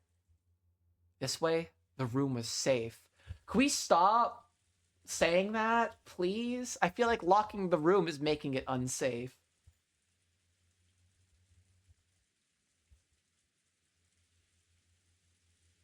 She peeked under the bed in the closet, but of course, no one was hiding. What the hell? She looked at the clock. It was just past 11:10. As her tension lessened and fatigue came back to her entire body, she realized how messed up this whole day had been. It was still about 11 o'clock. The plan had been for all the cousins to gather, have fun playing around, and talk animatedly about various things together into the night. Normally, we would have been doing that kind of thing right now. Why has it turned into this?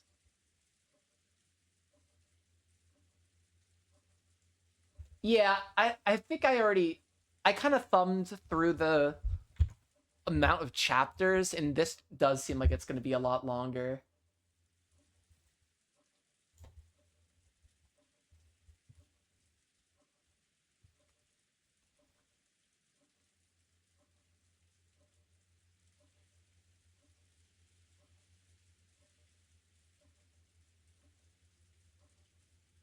Oh wait, this one in particular is really fucking long.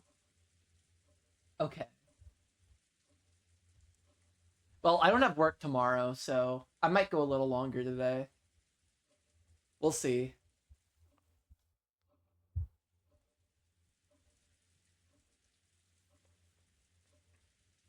Maybe you know what? I'm gonna go treat myself. I'm gonna go get a beer. I'll be right back. Pier needs a beer. Give me like 1 minute.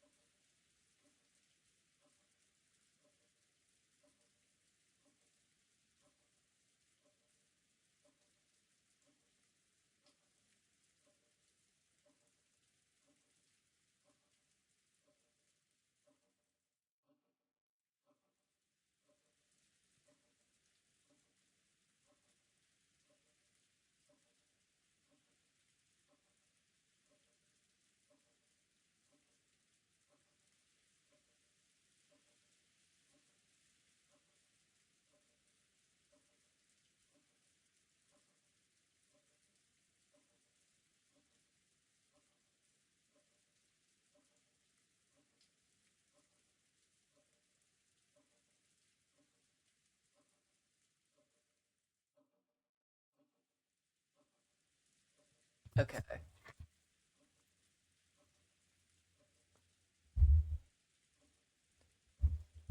Ah, my fucking god. You know, I've been really kind of hankering for a little Jessica writing, so maybe this will be good.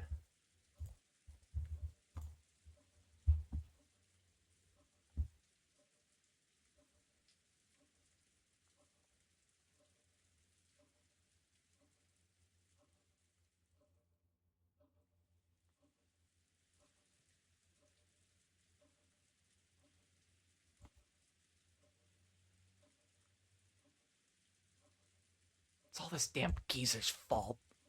How could he do that to Mom? To everyone? She shook her head back and forth with anger and sadness. There was no one here to direct those emotions at. Because of the lock, this room's security was guaranteed. Don't say that, game! It doesn't feel fucking guaranteed, actually. Remembering that one more time, Jessica somehow regained her calm. If it keeps up like this and nothing happens, I want to go to the dining hall and see Mom's dead face. Is she there? Even though Goda emphasized so strongly that it was gruesome, and I definitely shouldn't go to look at it. Even so, I wanted to see her face at the end. But we were warned repeatedly that stepping out of line even a little would put the hostages in danger. Could it be that locking the door was also against the rules? If I close myself up in here, I alone might be saved. But if I don't open it, it'll surely be against the rules, and Dad, Cannon Kun, Shannon, Aunt Kyrie, and Dr. Nanjo will be killed. There's no way the scales will balance out between 5 lives and my own life. 1 life. Jessica tightly shut her eyes, resisting the other part of herself that said, isn't it okay as long as I get to stay alive? Faced the door, made to unlock it. Fucking keep that fucker locked.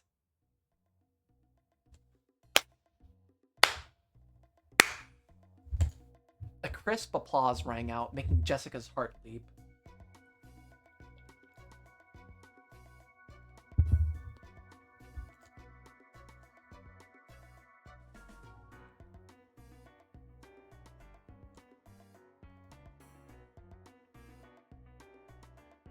If the door had remained locked, it might have been in violation of the rules, and harm could have come to the hostages.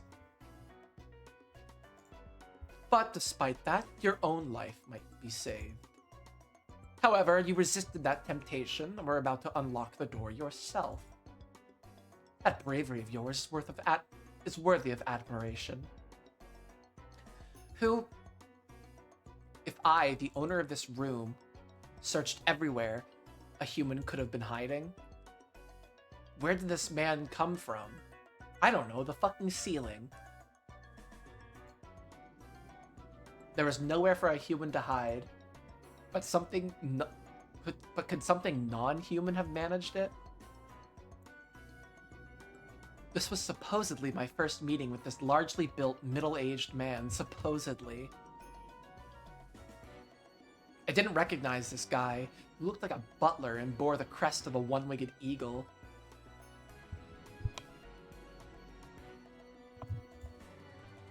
A pleasure to meet you, Jessica-sama. I serve as head furniture for the master. The 27th of the 72. I am called Ronoue. Ronoue? Genji-san? Ah, yes. Genji's like my little brother. Or perhaps he was my true form while in this world.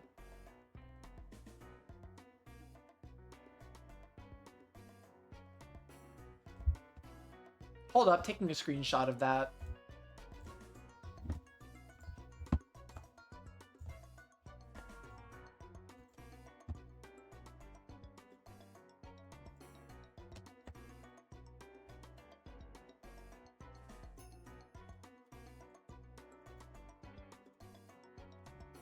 You might even say he was my vessel. What's this guy saying? Oh, my apologies. This is not something a human would be able to understand. Well then, let's move on to the main event. So this is a test or whatever that damn geezer talked about. Correct. This is the test the master has granted you, Jessica-sama. At Ronoue's elegant gesture, like that of a butler ordering for a meal to be set out, many gold butterflies flew up out of nowhere. What the hell? as the cloud of gold butterflies spun around in a small swirl, they gathered in one place.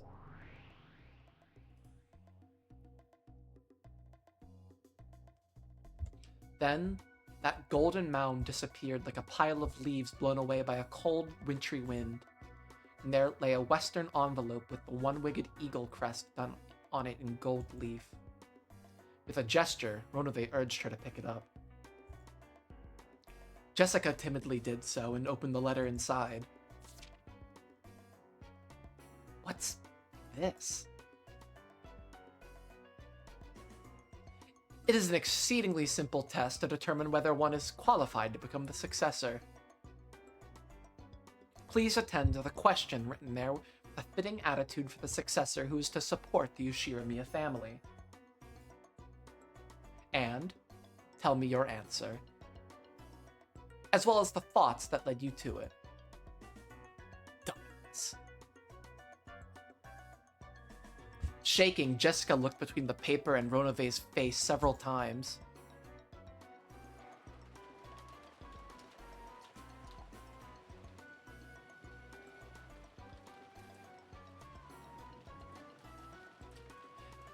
At that time, George, who had been called out after Jessica, could be seen in the arbor of the rose garden. If things had gone normally, he planned to give Shannon the ring that he had planned to give Shannon the ring that would be proof of their engagement here, at this time, on this day. That's right. I thought that was a canon event, man. But now I guess it's not a canon event. But the woman in front of George Sama now is not Shannon. Read it. That is Goldsmith's test for you. George picked up the western envelope which was on the table where he'd once had tea with Shannon. What the fuck does it say? And read its contents. Perhaps its message was short. After glancing at it, George's eyes grew sharp. What's this supposed to be? It is as you see. This is the test given to you, to see if you're qualified to be the successor. As you ask yourself whether you are truly so qualified, answer that question. What a stupid question. That's right. It really is a stupid question. Doesn't that mean that the Yoshiramiya family inheritance is also something on that level in Goldsmith's eyes? Oh, please just tell me what it fucking says. George lowered his eyes to the surface of the letter once again, examining its contents. George and Jessica. While the tests given to them were slightly different, they were almost exactly the same. Among the three mentioned below, in order to gain 2, sacrifice 1.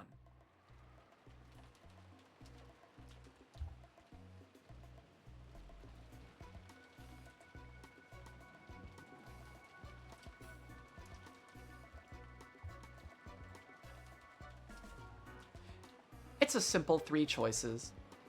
Decide for yourself which one you'll choose to abandon. If you refuse to choose, the test will be suspended. I've been given permission to kill you right here by my own hands. If you want to include even that as a choice, then there are 4 options. It's been an awful long time since I've gotten to play with a kid like you, so I can't say I'd be disappointed.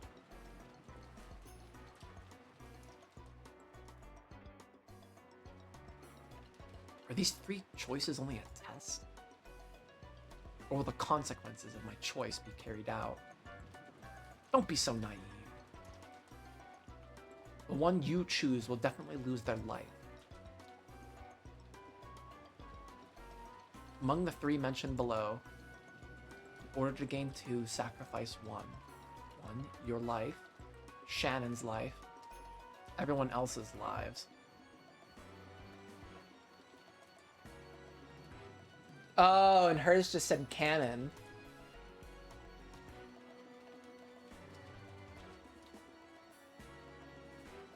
Fucking trolley problem ass motherfucker. Just choose yourself, George. If you do not choose one, all of the above will be lost. So what the fuck is Battler's test gonna be? Why is Shannon's name here? The second choice is the name of the one most needed and most loved by the test taker. I believe Cannon's name is written the second on Jessica's test.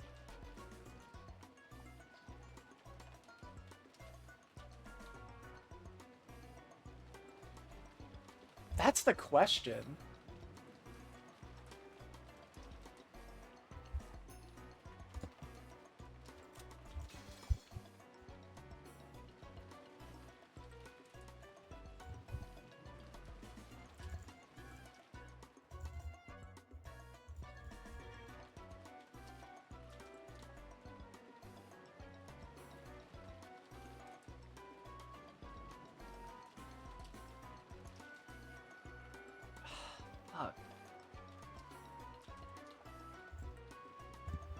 I think Cannon's name is written Jessica's test.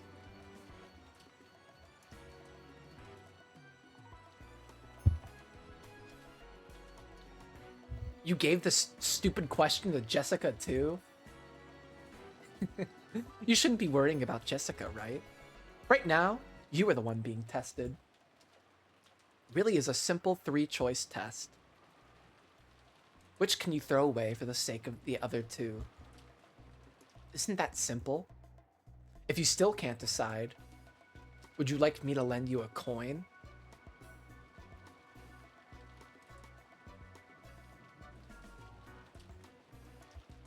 A coin? Why would you choose between 3 options with something that only has 2 sides?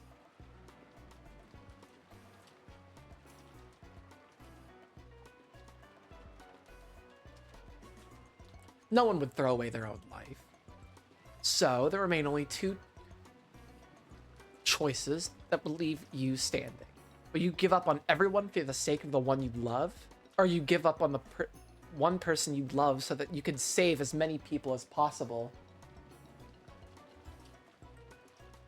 Either way, you should be able to find a fitting, just cause. After all, this Rokanjima is now a demon island.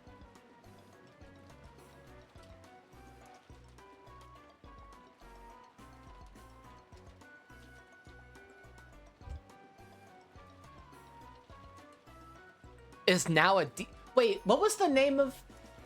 What was Rokanjima's original name? Akuj... I think I wrote it down. I think it meant Demon Island.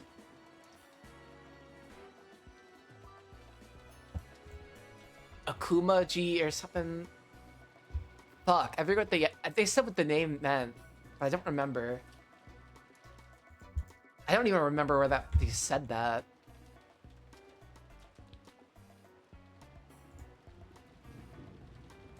The sentimental relationships with the human world aren't necessary here. No one will blame you. Do as your heart desires.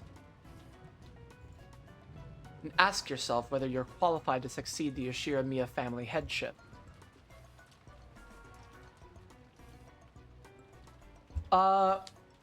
He bought it from the US government. No, he didn't buy it from the US government.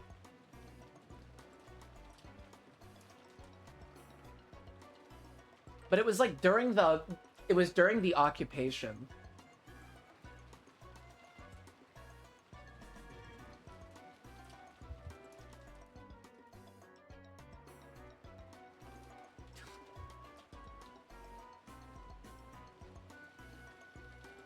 Azuki Bean Island. Oh, thank you. What's an Azuki Bean?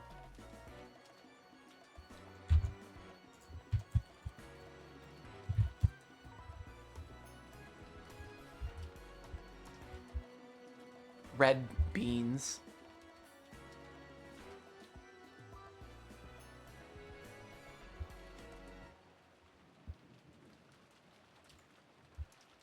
Nah, I don't think I'm gonna glean much from that. I don't remember how he got the island. He might have bought it from the United States.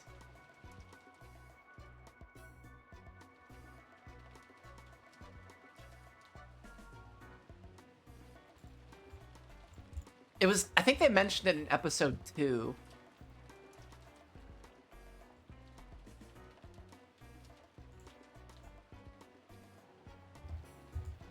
The Golden Land is actually America. It's McDonald's. It's the Golden Arches. The Golden Land is actually McDonald's. Holy shit, I just figured it out. The Golden Land's fucking McDonald's.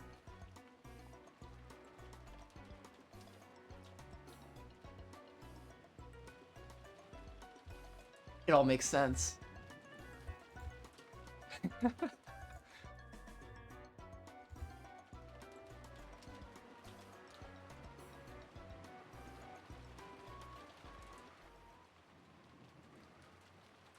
They're actually in a McDonald's right now. Fuck you guys mocking me like this. I fucking love Jessica. You did. And the fucking... The fries were to die for. Epitaph equals menu. I believe your anger is quite inappropriate. I also find it an exceedingly pitiful, yet truly humorous question. Bukukukuku. How could anyone wish to die themselves? And how could anyone want to remain alive after abandoning the life of the one they love? And how could anyone massacre everyone else as long as it's good for the two of them? No, Jessica-sama. Such a person could exist. This is Rokanjima, the Demon Island. It is now completely cut off from the human world and fully immersed in the spirit world like cheese fondue. Values of the human world get taken out with the trash. Pukukuku. So please, rank the things you desire from the bottom of your heart. Whatever remains will become a fitting answer for you in this insane evening. Don't fuck with me. How could I choose any of these? If you do not choose one, all of the above will be lost. Also makes for a fine fourth option. Even choosing that should give us an amusing show. But since that choice will result in the loss of your own life in the end, I believe it would be more wise and to be pure and choose the first one, your life.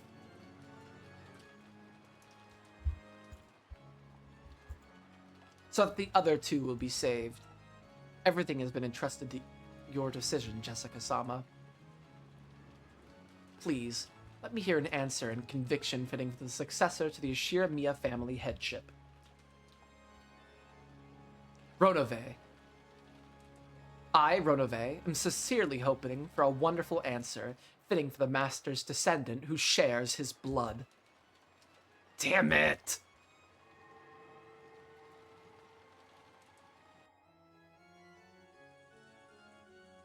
Oh, fuck you, Kinzo. Fuck you with your crystal ball. Fuck you. That's bullshit. Kinzo does not have a fucking crystal ball.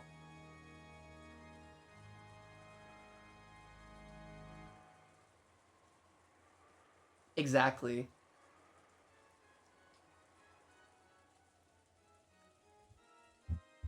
That scene was observed through the magical crystal ball Kinzo held.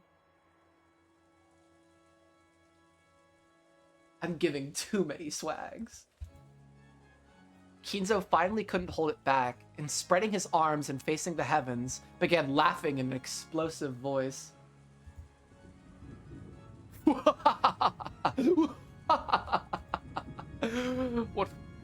are you wavering for, foolish grandchildren? My descendants.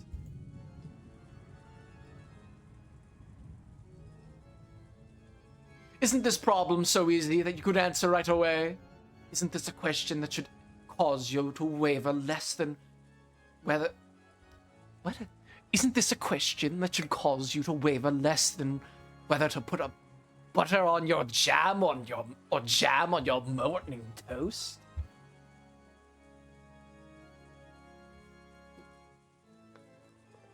Do you people know the correct answer? He turned to face the Cheester sisters, who'd been waiting on him. No, my apologies. I don't know, Lord Goldsmith. Fool. Not choosing at all means game over. You foolish rabbit, who cannot even choose a reason or a goal for your own life. You aren't worthy of a single ant anyone might step upon. You aren't worth a single ant that anyone might step upon without even noticing. Die. Be crushed. Disappear faster than I can blink. And what are you? And what of you? I would sacrifice the first one. Your own life, sir. Weapons fight and die in battle. And weapons exist to destroy enemies and protect allies. Being able to protect those we love and then die is our satisfaction, sir.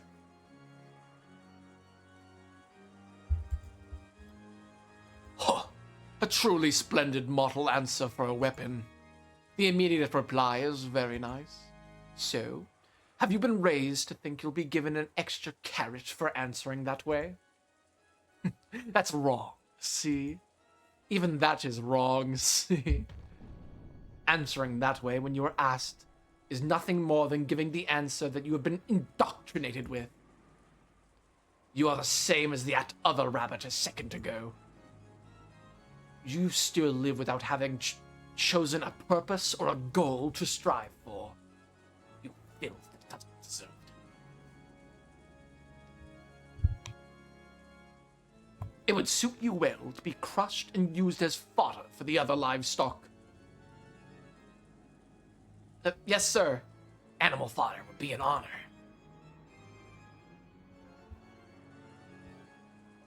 That's wrong, right? You don't want to see anyone else die anymore, right? Why can't you accept that? Accept that the depths of your old wound are still festering and rotting. Yes, the rotting stench would make the nose wrinkle, you foolish rotten rabbit. Those are words of praise for you. Thank you very much, sir. Well then, what about you, the last one? Which of the three choices would you choose, Peter Griffin? Without wavering, I'd choose the second one. The second. There are not many who would stick their chest out and choose to offer the one they love as sacrifice. Tell me your reason. Because the one you love will be lost eventually. If you don't love anyone, you won't get hurt. And if you lose someone, you still might be able to love again. So, the person you love right now isn't worth that much at all. Yeah.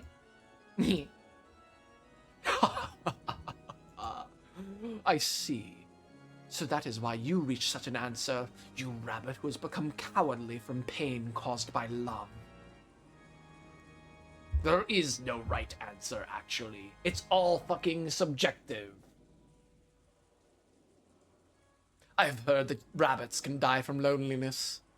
But just when was it that your heart was killed? Then, rabbit, I shall alter the question. Why don't I change the second option to not the one you love, but the memories of the one you love? How is that? Can you still select that one? What's this about the one you love not being worth much at all, foolish rabbit? Filth, who cannot even face up to the depths of her own love. Try and choose it. Try and choose the one you loved forgotten. To have the one you loved forgotten. You can do it, right? I'll bet you can, right? Come on. Try and say that you can, okay? Oh my god, look at her fucking face. She's turning blue. Yes, I can choose it. I can choose it. Lord Goldsmith, please stop this.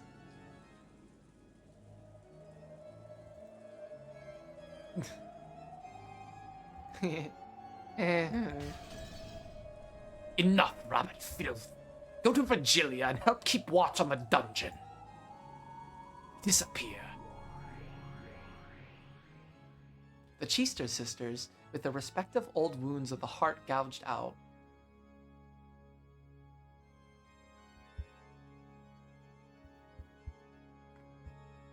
We did. Who the hell did the blue rabbit have a crush on? I think she's 410, right?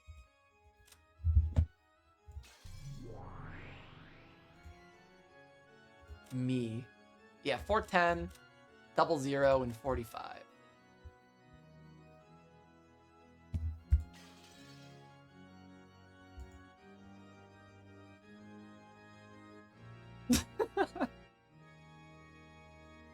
With their respective old wounds of their heart gouged out, escaped by disappearing.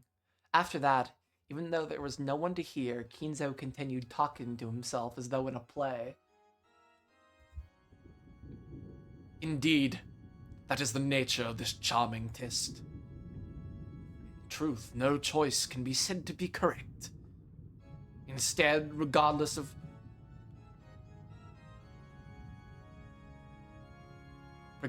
which answer they choose, it is about whether they can choose without hesitation, quickly, without a resolute conviction and their own strong, unshakable will. It's their reason and their willpower that are most essential. That is what I want to learn. Yes, my descendants, I'm truly looking forward to what kind of answer you will show me. Me? Yes, of course. I once had that. I was gonna say that. I was wondering if Kinzo had been asked the same thing. Because I splendidly answered that devil's question. I was able to obtain gold and honor, and that which is my possession. Which answer did I choose? Do you really need me to say it out loud? I think he chose the second one.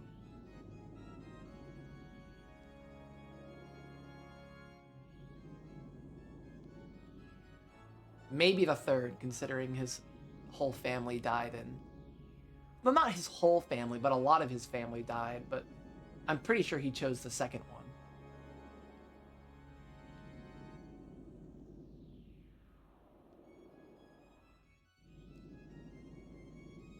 And that's when Beatrice died the first time.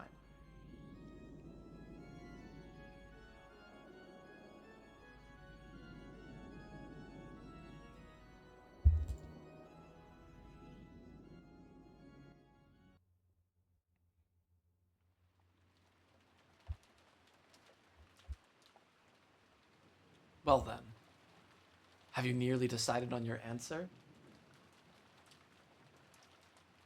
Lesbians. Lesbian.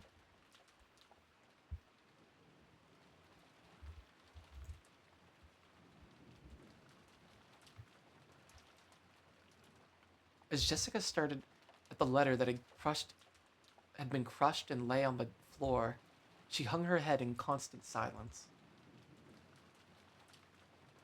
All that filled the room was the stir from the wind and rain shaking the treetops. Regardless of how noisy it was, it actually made the stillness more apparent. Ronove waited for Jessica's answer. However, Jessica didn't answer. Whether she was lost in deep thought or had stopped thinking, Ronove couldn't tell. No, he might actually have known. But, cruelly like a demon, Ronove urged Jessica to voice it. If you cannot choose any, I can at least bring you peace without pain, but... Me. Yes? I had trouble hearing. Could you say it again, please? Jessica lifted her face and looked straight into Ronove's eyes.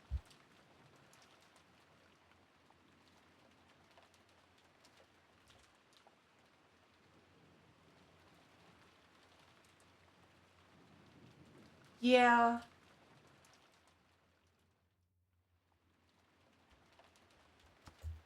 It seemed that she had decided on her answer. Kill me. Jessica said it one more time, clearly. Perhaps Ronave had imagined that this would be her answer from the very beginning. Without any surprise, he smiled lightly and nodded. I thought you would choose that answer, Jessica-sama.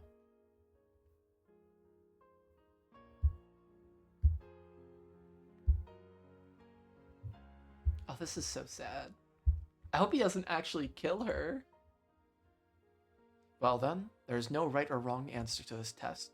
The essential part is what your thoughts led you to that answer. Come now. Please answer with a fitting attitude for the successor. It's not like I chose the first one because I want to die.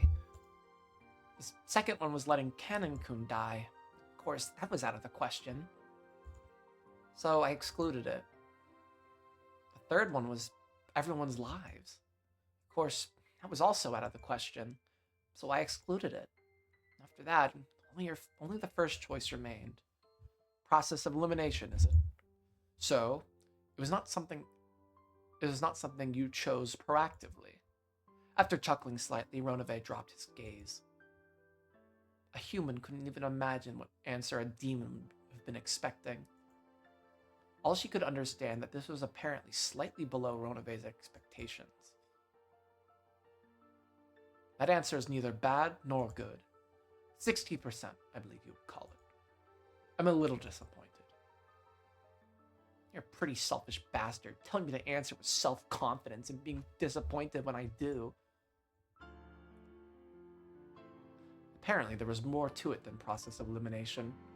It's a failing grade either way, but there seems to be a little more to your thoughts. Allow me to ask. People don't want to die. So no one would want to choose the first option. People want to live in happiness and struggle as much life will let them. So normally the first choice should be impossible from the beginning.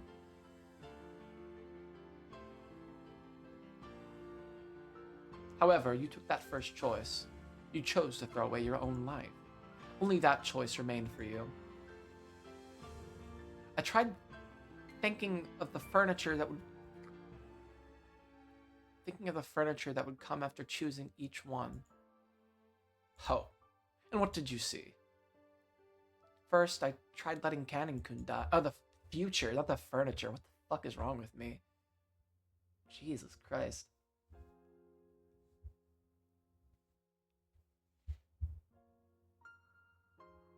I tried letting Kanon-kun die.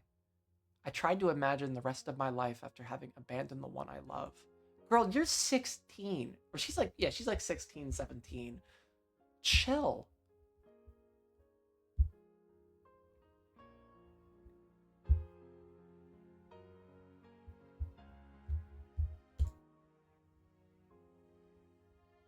It was a horrible woman who didn't deserve to live.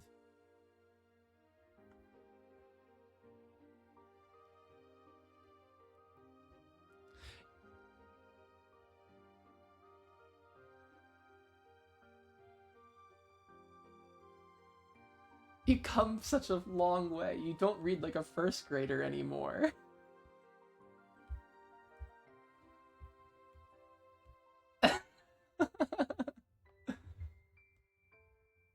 Oh my fucking gosh.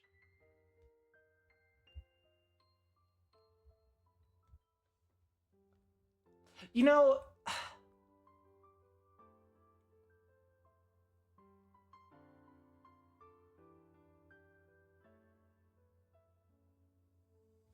what if Ava had to make this choice in episode 3?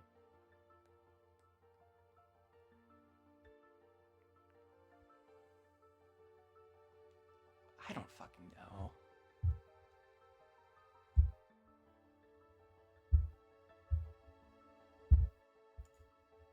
A shabby woman who always lamented her own decision and lived only to regret.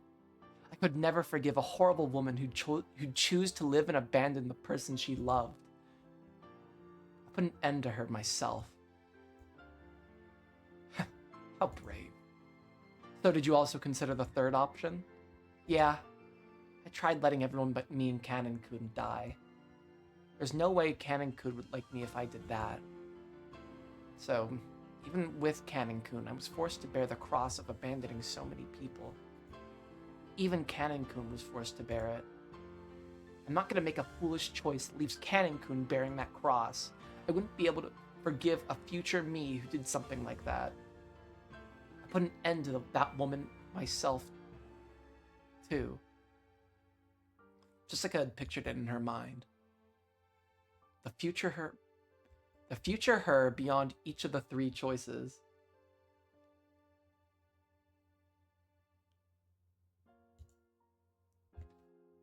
There were 3 Jessicas.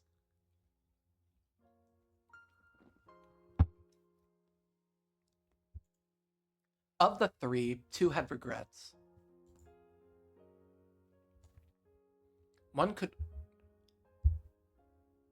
Only one could hold her head high and smile at Canon.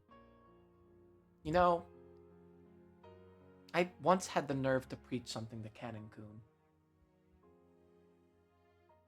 Yeah, this really isn't going against my whole, like, double identity theme.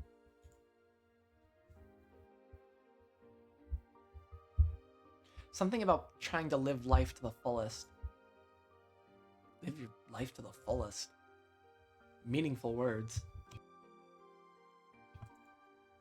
And a surprisingly difficult thing to do. So yeah, gotta stand proud and show Canon-kun. Show him how to live by holding your head high and looking straight at the sun with a full smile. Will Canon be able to accept your self-sacrifice?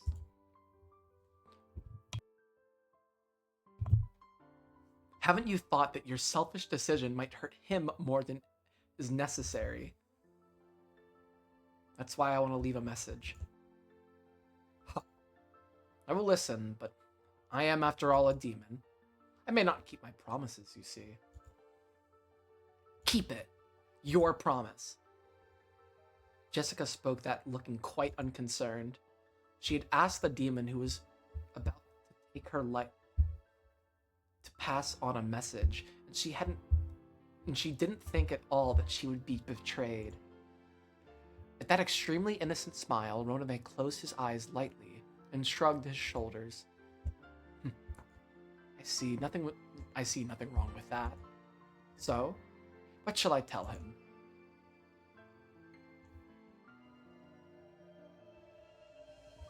What about I love you? Tell Canon-kun to live his life to the fullest. No, that's not quite it. Not Canon-kun. He still hasn't told me his real name.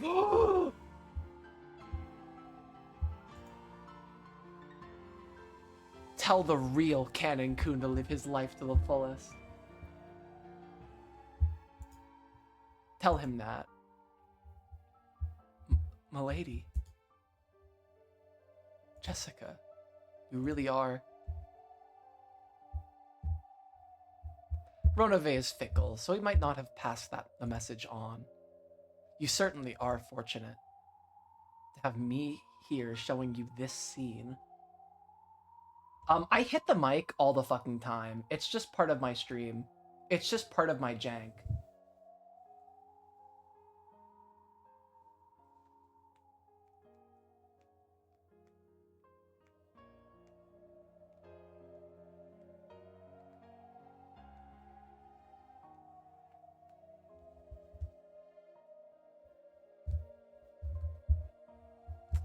You certainly are fortunate to have me here showing you this scene.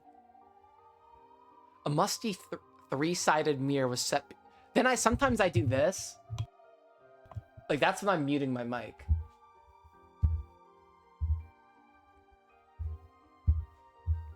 And the scene with Jessica was reflected on it. On the next mirror, the scene with George was reflected in the same way. None of them questioned how a 3-sided mirror had appeared from a group of butterflies, nor did they wonder why these scenes with Jessica and George were reflected on it.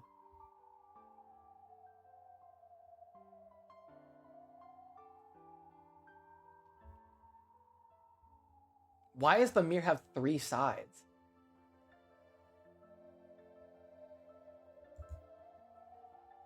What was on the 3rd side?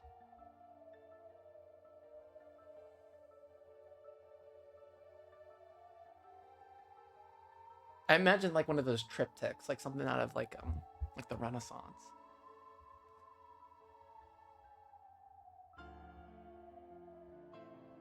Because the reflected scenes themselves, triple monitor setup. Kinzo's a fucking gamer.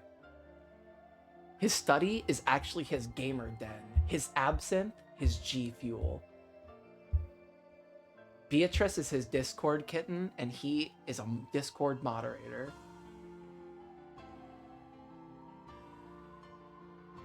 Because the reflected scenes themselves were more important. Are you so prepared to throw your life away for his sake? My apologies. Kraus looked at Cannon with a complicated expression mixed in with a bitter smile. Cannon wouldn't meet his eyes. Virgilia-sama, there's no reason for Milady to throw away her life. Please kill me. Please change it to the second choice. That way, everything should resolve itself.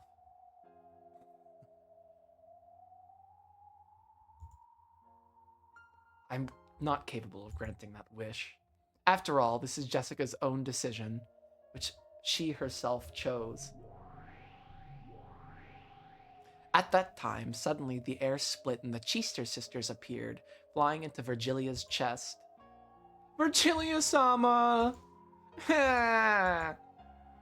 So mean, so mean. Lord Goldsmith is so mean. I'm doing the best I can. Crushing me for animal fodder, that's just too much. What the fuck? Virgilia still didn't have a clue what was going on. Who still didn't have a clue what was going on, was mobbed by the sobbing Cheester sisters.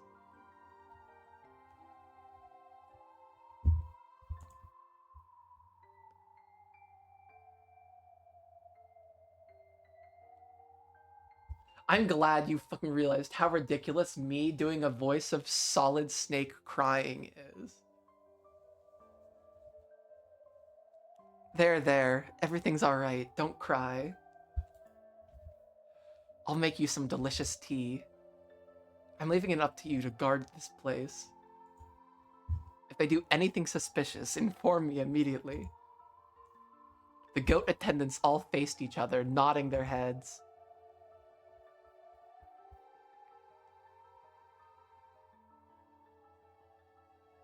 Man, everybody keeps, like, getting rid of the obligation of watching these people.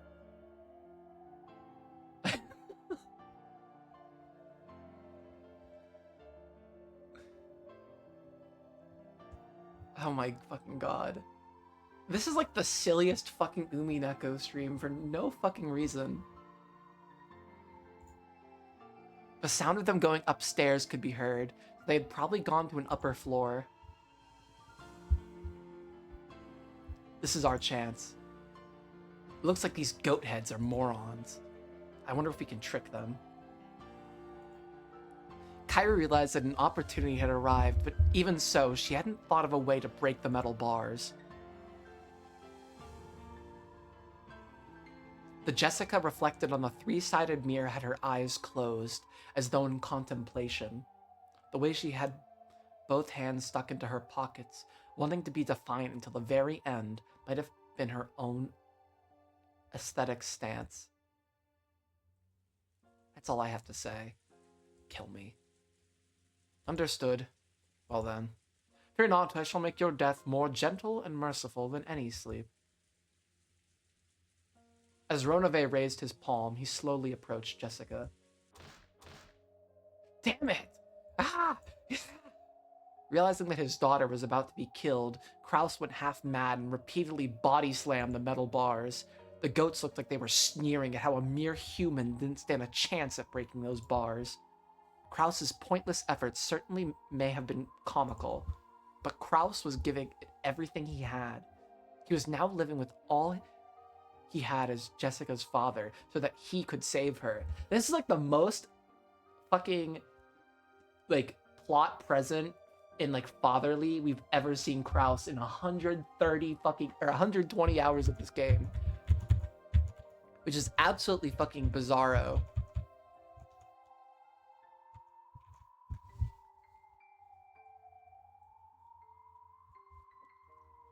It really took 120 hours for fucking Kraus to man the fuck up and stop being an annoying finance bro asshole. He would have loved cryptocurrency. If Kraus had a Twitter account, he'd be one of those fucking NFT boys with the fucking apes. He would have had a fucking NFT of an ape. He would have lost millions on the fucking NFT market. Oh, he would have totally stand Elon.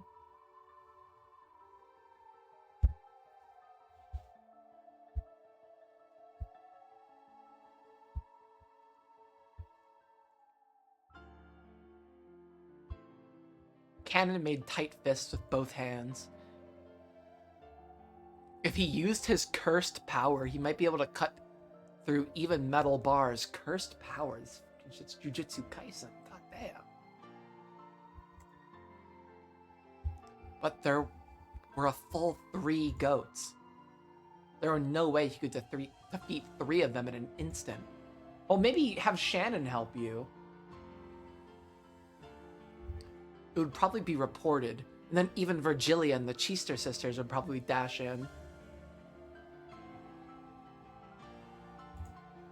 Even if he could break the bars, that would be the end of it. It was useless.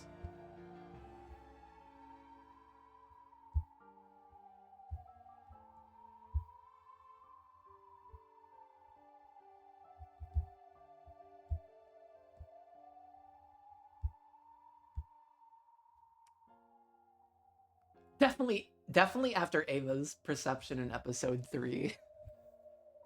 Cannon already knew that the witch sneered at useless efforts like that.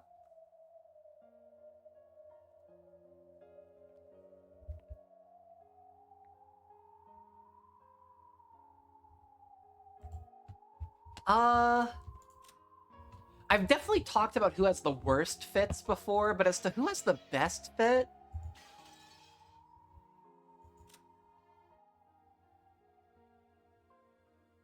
okay, so white tie is horrendous. White tie, black shirt. Anybody who does white tie, black shirt, a lot of the guys in this family do white tie, black shirt. Actually, it's just George and Rudolph. Like, that's a total flop to me.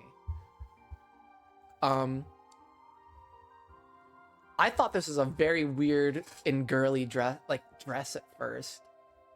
There's no buttons on it or anything, which is weird to me. Well, except for the ones on the cuffs, but maybe, I mean, Shannon's just a maid. Pink tie, red shirt is wild too.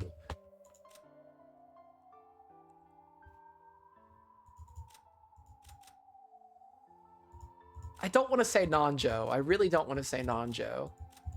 Goda. It's Goda. Goda's the only person that is dressed like a real butler. Oh, I guess Genji is too, but...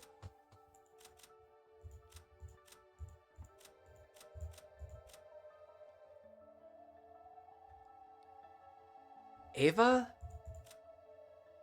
I don't know. Ava's not really on my radar.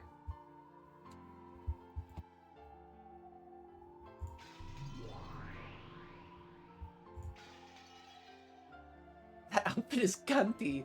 Ava's cunty.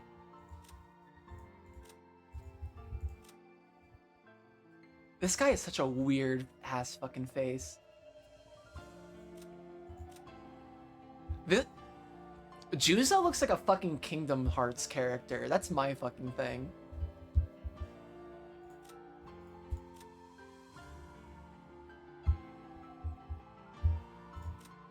Whenever Ava's doing this pose with the fucking fan like this, it's so unbelievably cunty.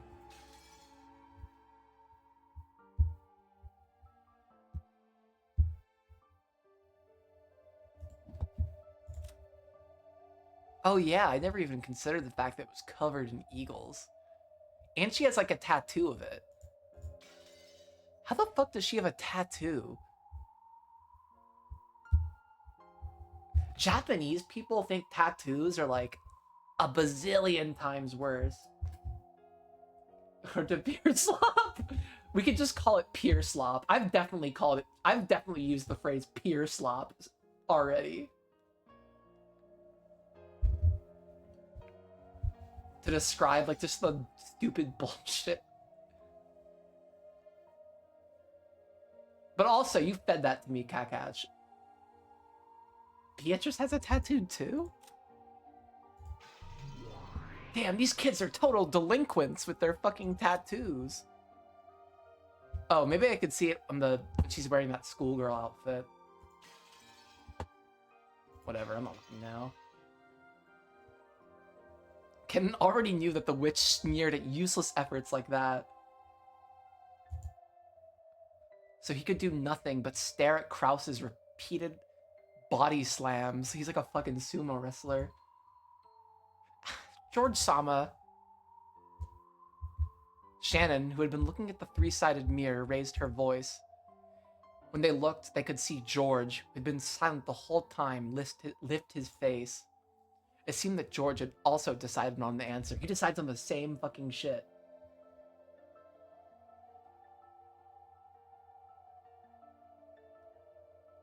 Alright. I'm ready for it.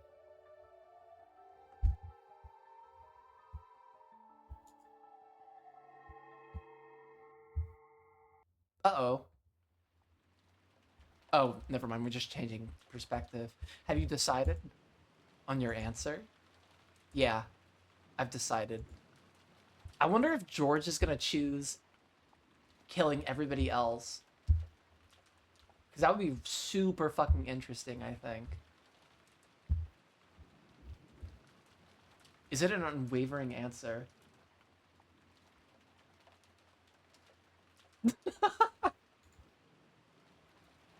Yeah, it's unwavering.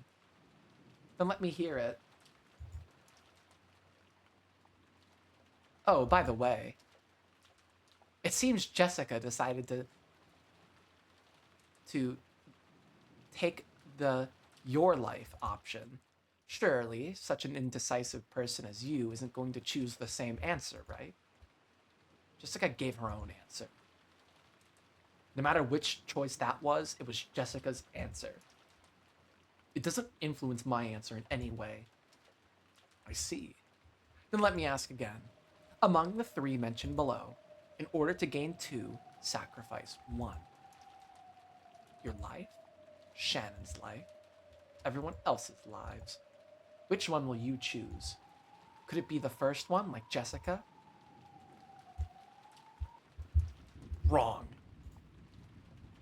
Oh, I was right. I did think he was going to choose the third one.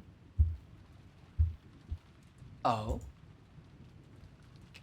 Gop looked a little surprised, because she had thought this timid-looking man would obviously choose that option. Very well, then. I'm glad the most boring option for me has been removed. Then, as crazy as it sounds, could it be the second option? Can you abandon Shannon's life? You must be joking. How do I do that to the person I was going to give an engagement ring to tonight? How bold. Is that your answer? That's it. My answer is the third option. Well, to be fair, he's also under the assumption that his parents are dead. So, like, how much worse could it really get? His parents are fucking dead. Well, supposedly dead. We actually don't know if they're dead. Because they're not. I don't think anybody's in this whole episode is going to be like, redded out. Like, I kind of almost feel that was like a form of the red truth.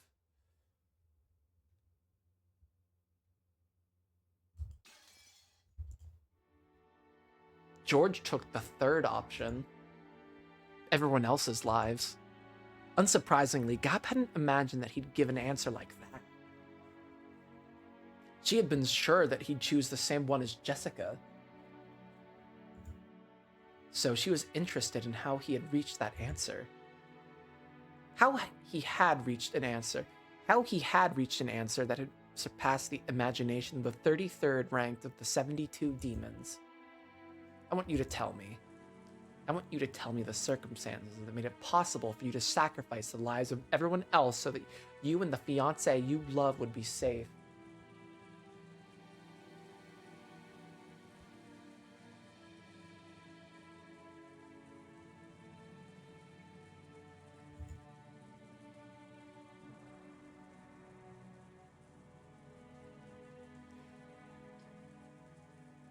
You see, I would really like to be the guy that says, like, oh yeah, I would totally nobly sacrifice myself. But would I really be that greedy? Would I really be that selfless? I don't know.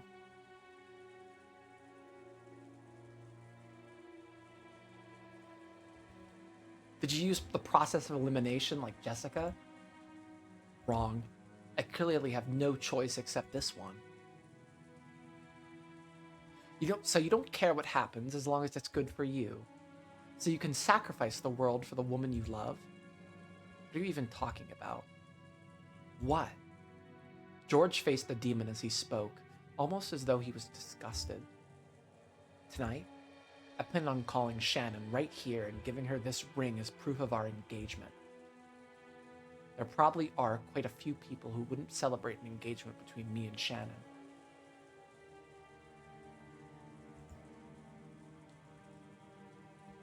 Yay!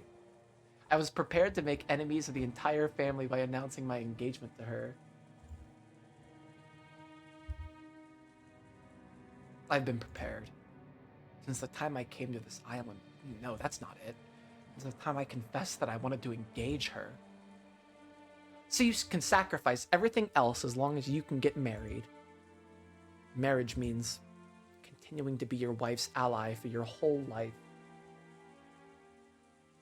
I'll kill everyone, as long as I get my child bride. You know, I actually think the book Lolita by Vladimir Nabokov is actually very interesting. And I really resonate with the main character. I think Nabokov brings up many good points.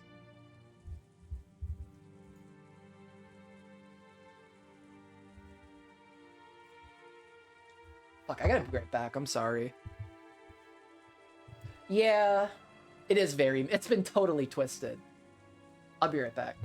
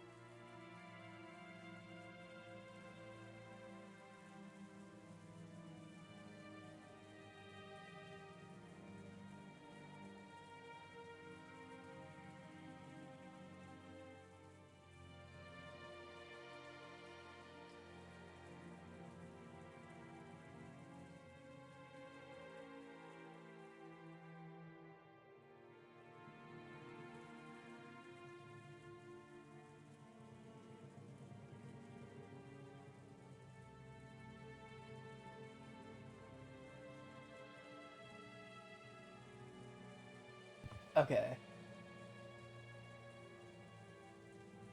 I'm back.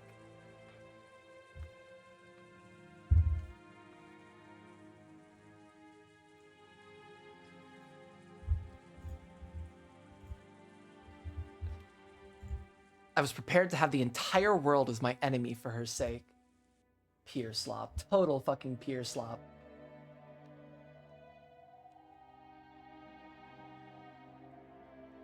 Those words, through the three-sided mirror, also reached Shannon's ears. And the determination reached her eyes.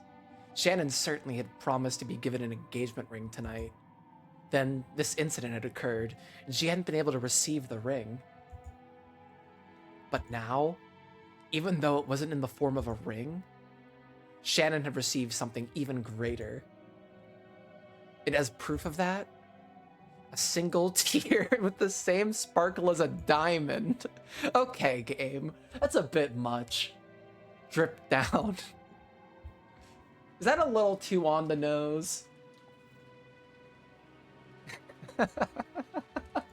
What a courageous answer. I see. If I really think about it, this was an easy decision for you. After all, your parents were already killed on the first Twilight, right? By now, there's no one whose death would trouble you. That's not true. I see. Truly an easy choice. Say whatever you want. This determination and choice are mine, and mine is the successor. The sparkle in George's eyes was brilliantly sharp. For just an instant, Gap felt the same sense of threat as Kinzo and was slightly overwhelmed. I see. Yes, the same decision as Goldsmith. Oh, shit. She told us what he chose. And I was right. Fucking Goldsmith chose to kill everybody. So even with your innocent face, you will also become a terrible demon in the future. So I guess a question I have is, what did... Okay, good at notes.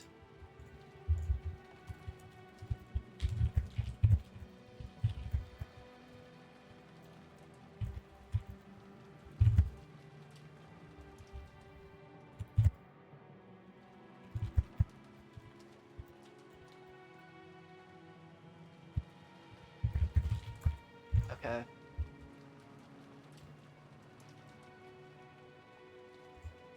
What do you know?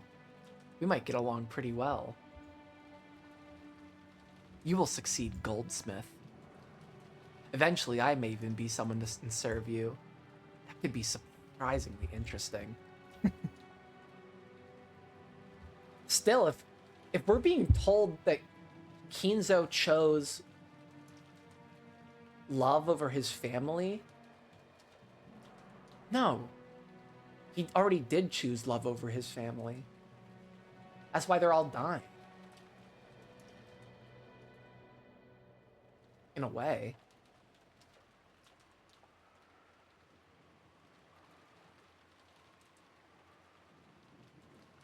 Or maybe, I don't know. Fuck.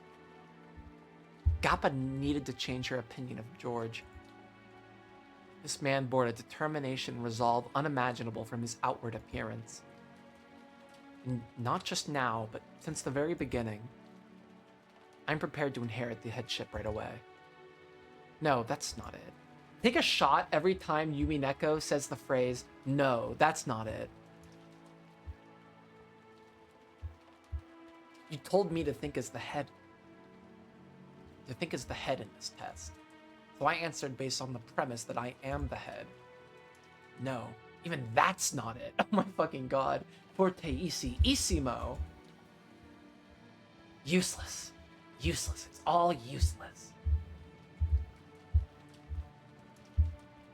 It's only natural. In other words,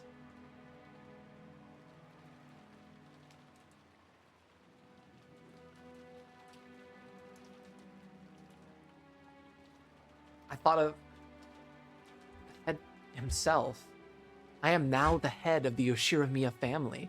Shut the fuck up, George. Kinzo George.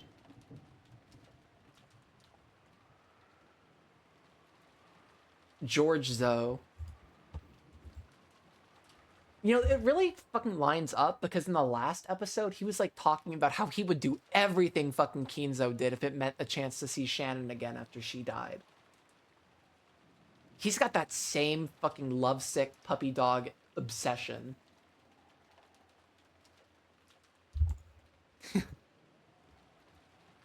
Splendid to think that you'd be able to go so far. It seems you truly are one to be reckoned with. Battler and Maria's tests remain, but I've got a good feeling that you'll pass. Kill George. But only if that's your true, unexaggerated answer, you see. Do you doubt my resolve? Can you carry out the option you choose?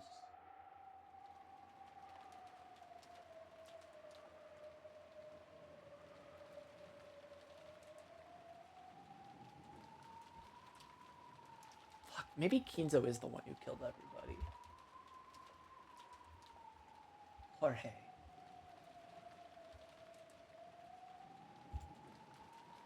Can you, right now, with your own hands, offer all the lives that exist on this island as sacrifices? By your own hand. I can. What is this fucking face?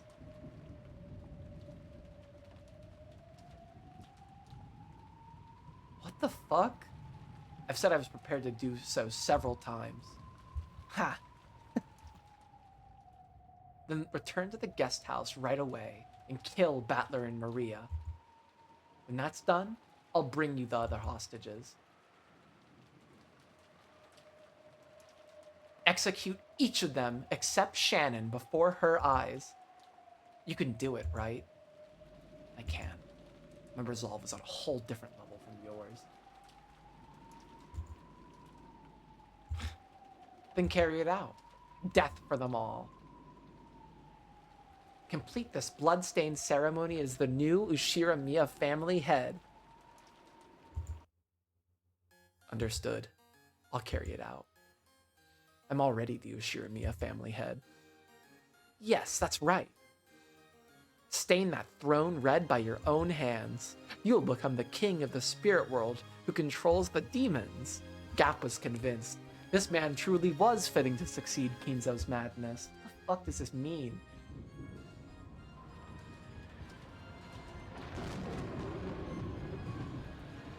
Blow wind, cry thunder. Celebrate the birth of the new Demon King. There's no fucking Demon King in the world that's ever gonna call himself fucking George. This is bullshit. The Demon Island has now welcomed its new lord. In response to the demon's call, a tempest raged more and more. Then, a massive lightning bolt fell, its tearing thunder and brilliant light giving the sensation of a moment of silence.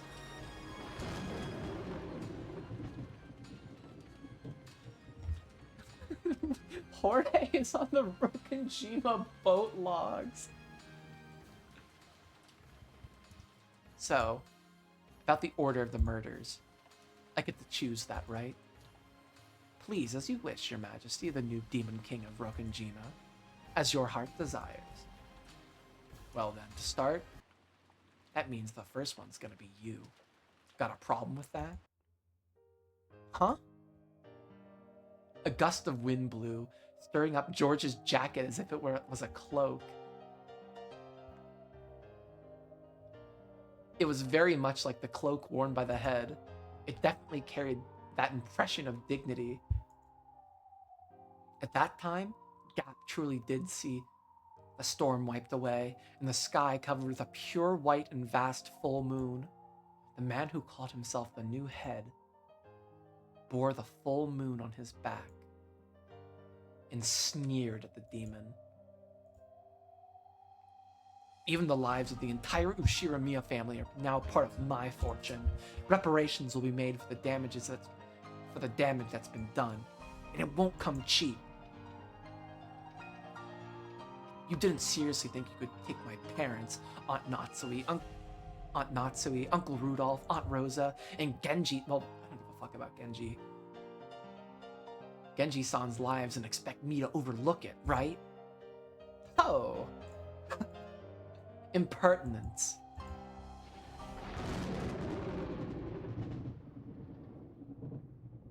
Ronave was trying to press his calm palm against Jessica's chest and stop her heart. But right before he could, his hand stopped.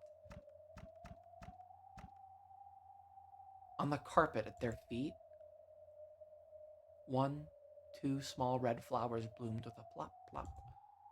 The seed of those flowers was up high, piercing into the heavens. On Jessica's fist.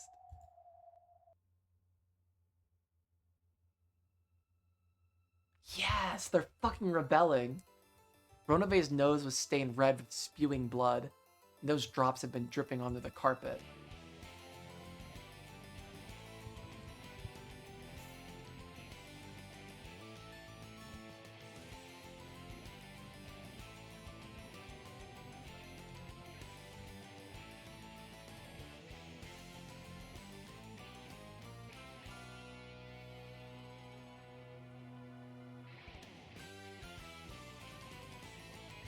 By the way. Wait, is this a new track? Ooh, it might be a new track.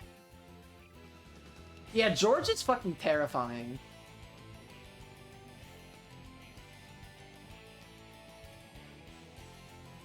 By the way, that just now was my answer as a maiden.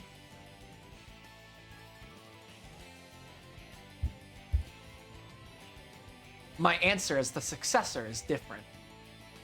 Allow me to ask. The person I love, my family and my relatives, everyone, I'll protect them. If I'm the head, then that's my duty. Dad was just swaggering around. Oh my god, swag.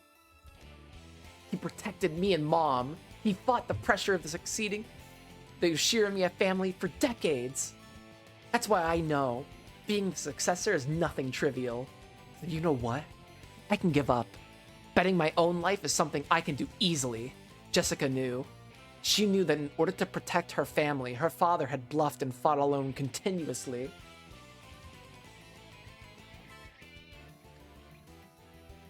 Jessica understood something that his back had been telling her. Another left straight was buried into Ronave's face.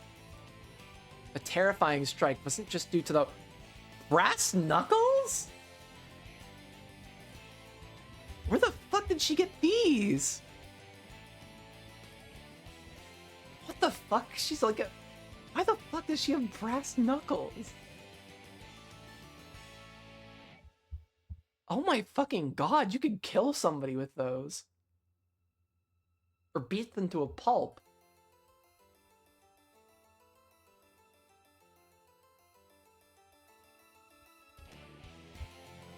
Oh my fucking god. It was a strike of a person, a family head, who could throw away everything in order to protect. She did? I bet I said the exact same fucking shit.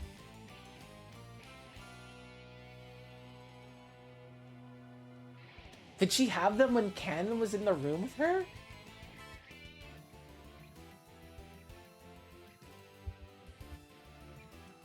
If Dad's lost his qualifications to be the successor, then I, the next in line, will succeed the headship.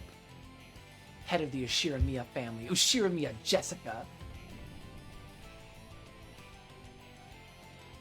Dementia. Welcome to my world.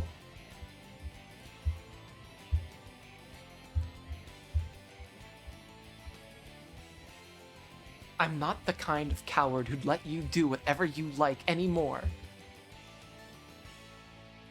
A wonderful answer. I shall change your score from earlier. Plus 10 for that answer.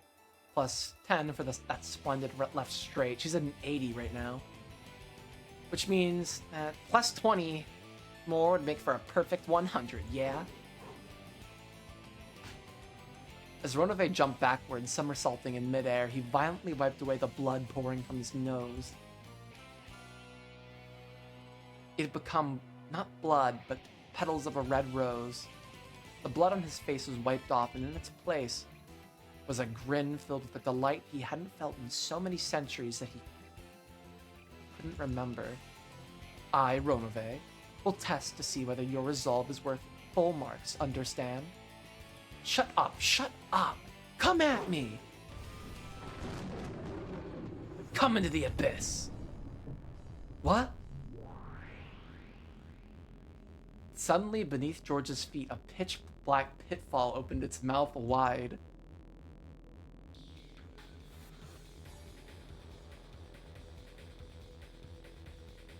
Of course, George had no way of resisting. After being swallowed up by that, George fell out of a pitch-black hole that had opened up in the ceiling of the arbor. Holy shit!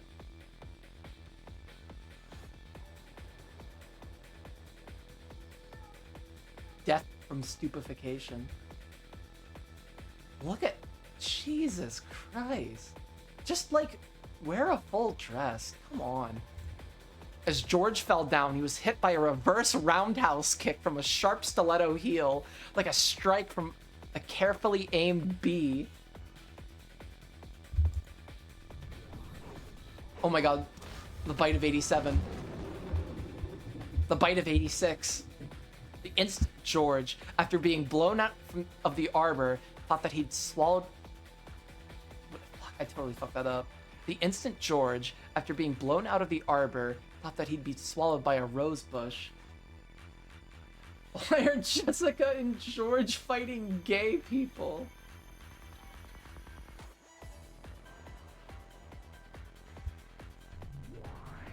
Another pitch black hole opened there and swallowed George up. And this time, a pitch black hole opened at Gap's feet before her eyes, spitting a defenseless George out of it. At that time, Gap had already finished the preparatory motions for the next reverse roundhouse kick. What is this? Welcome back!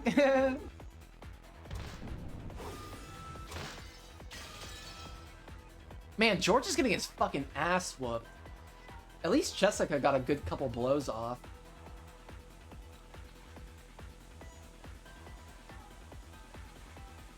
Right side of the head. Below the right armpit. Side of the right knee.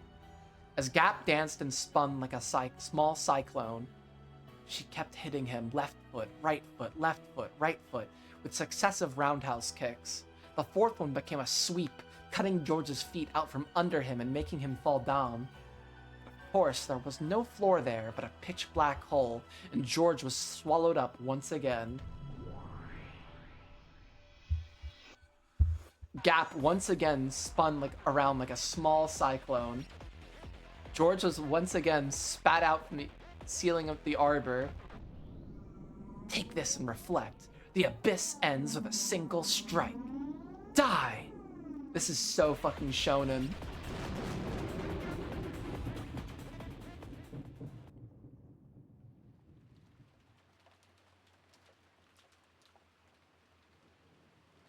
I think I'm gonna stop there for today.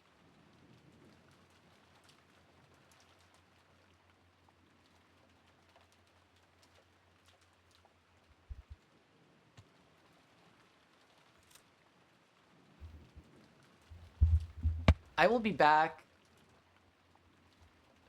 probably Sunday, maybe, we'll see. But since you guys said this is like a super long chapter, I think that's a good place to take a pause.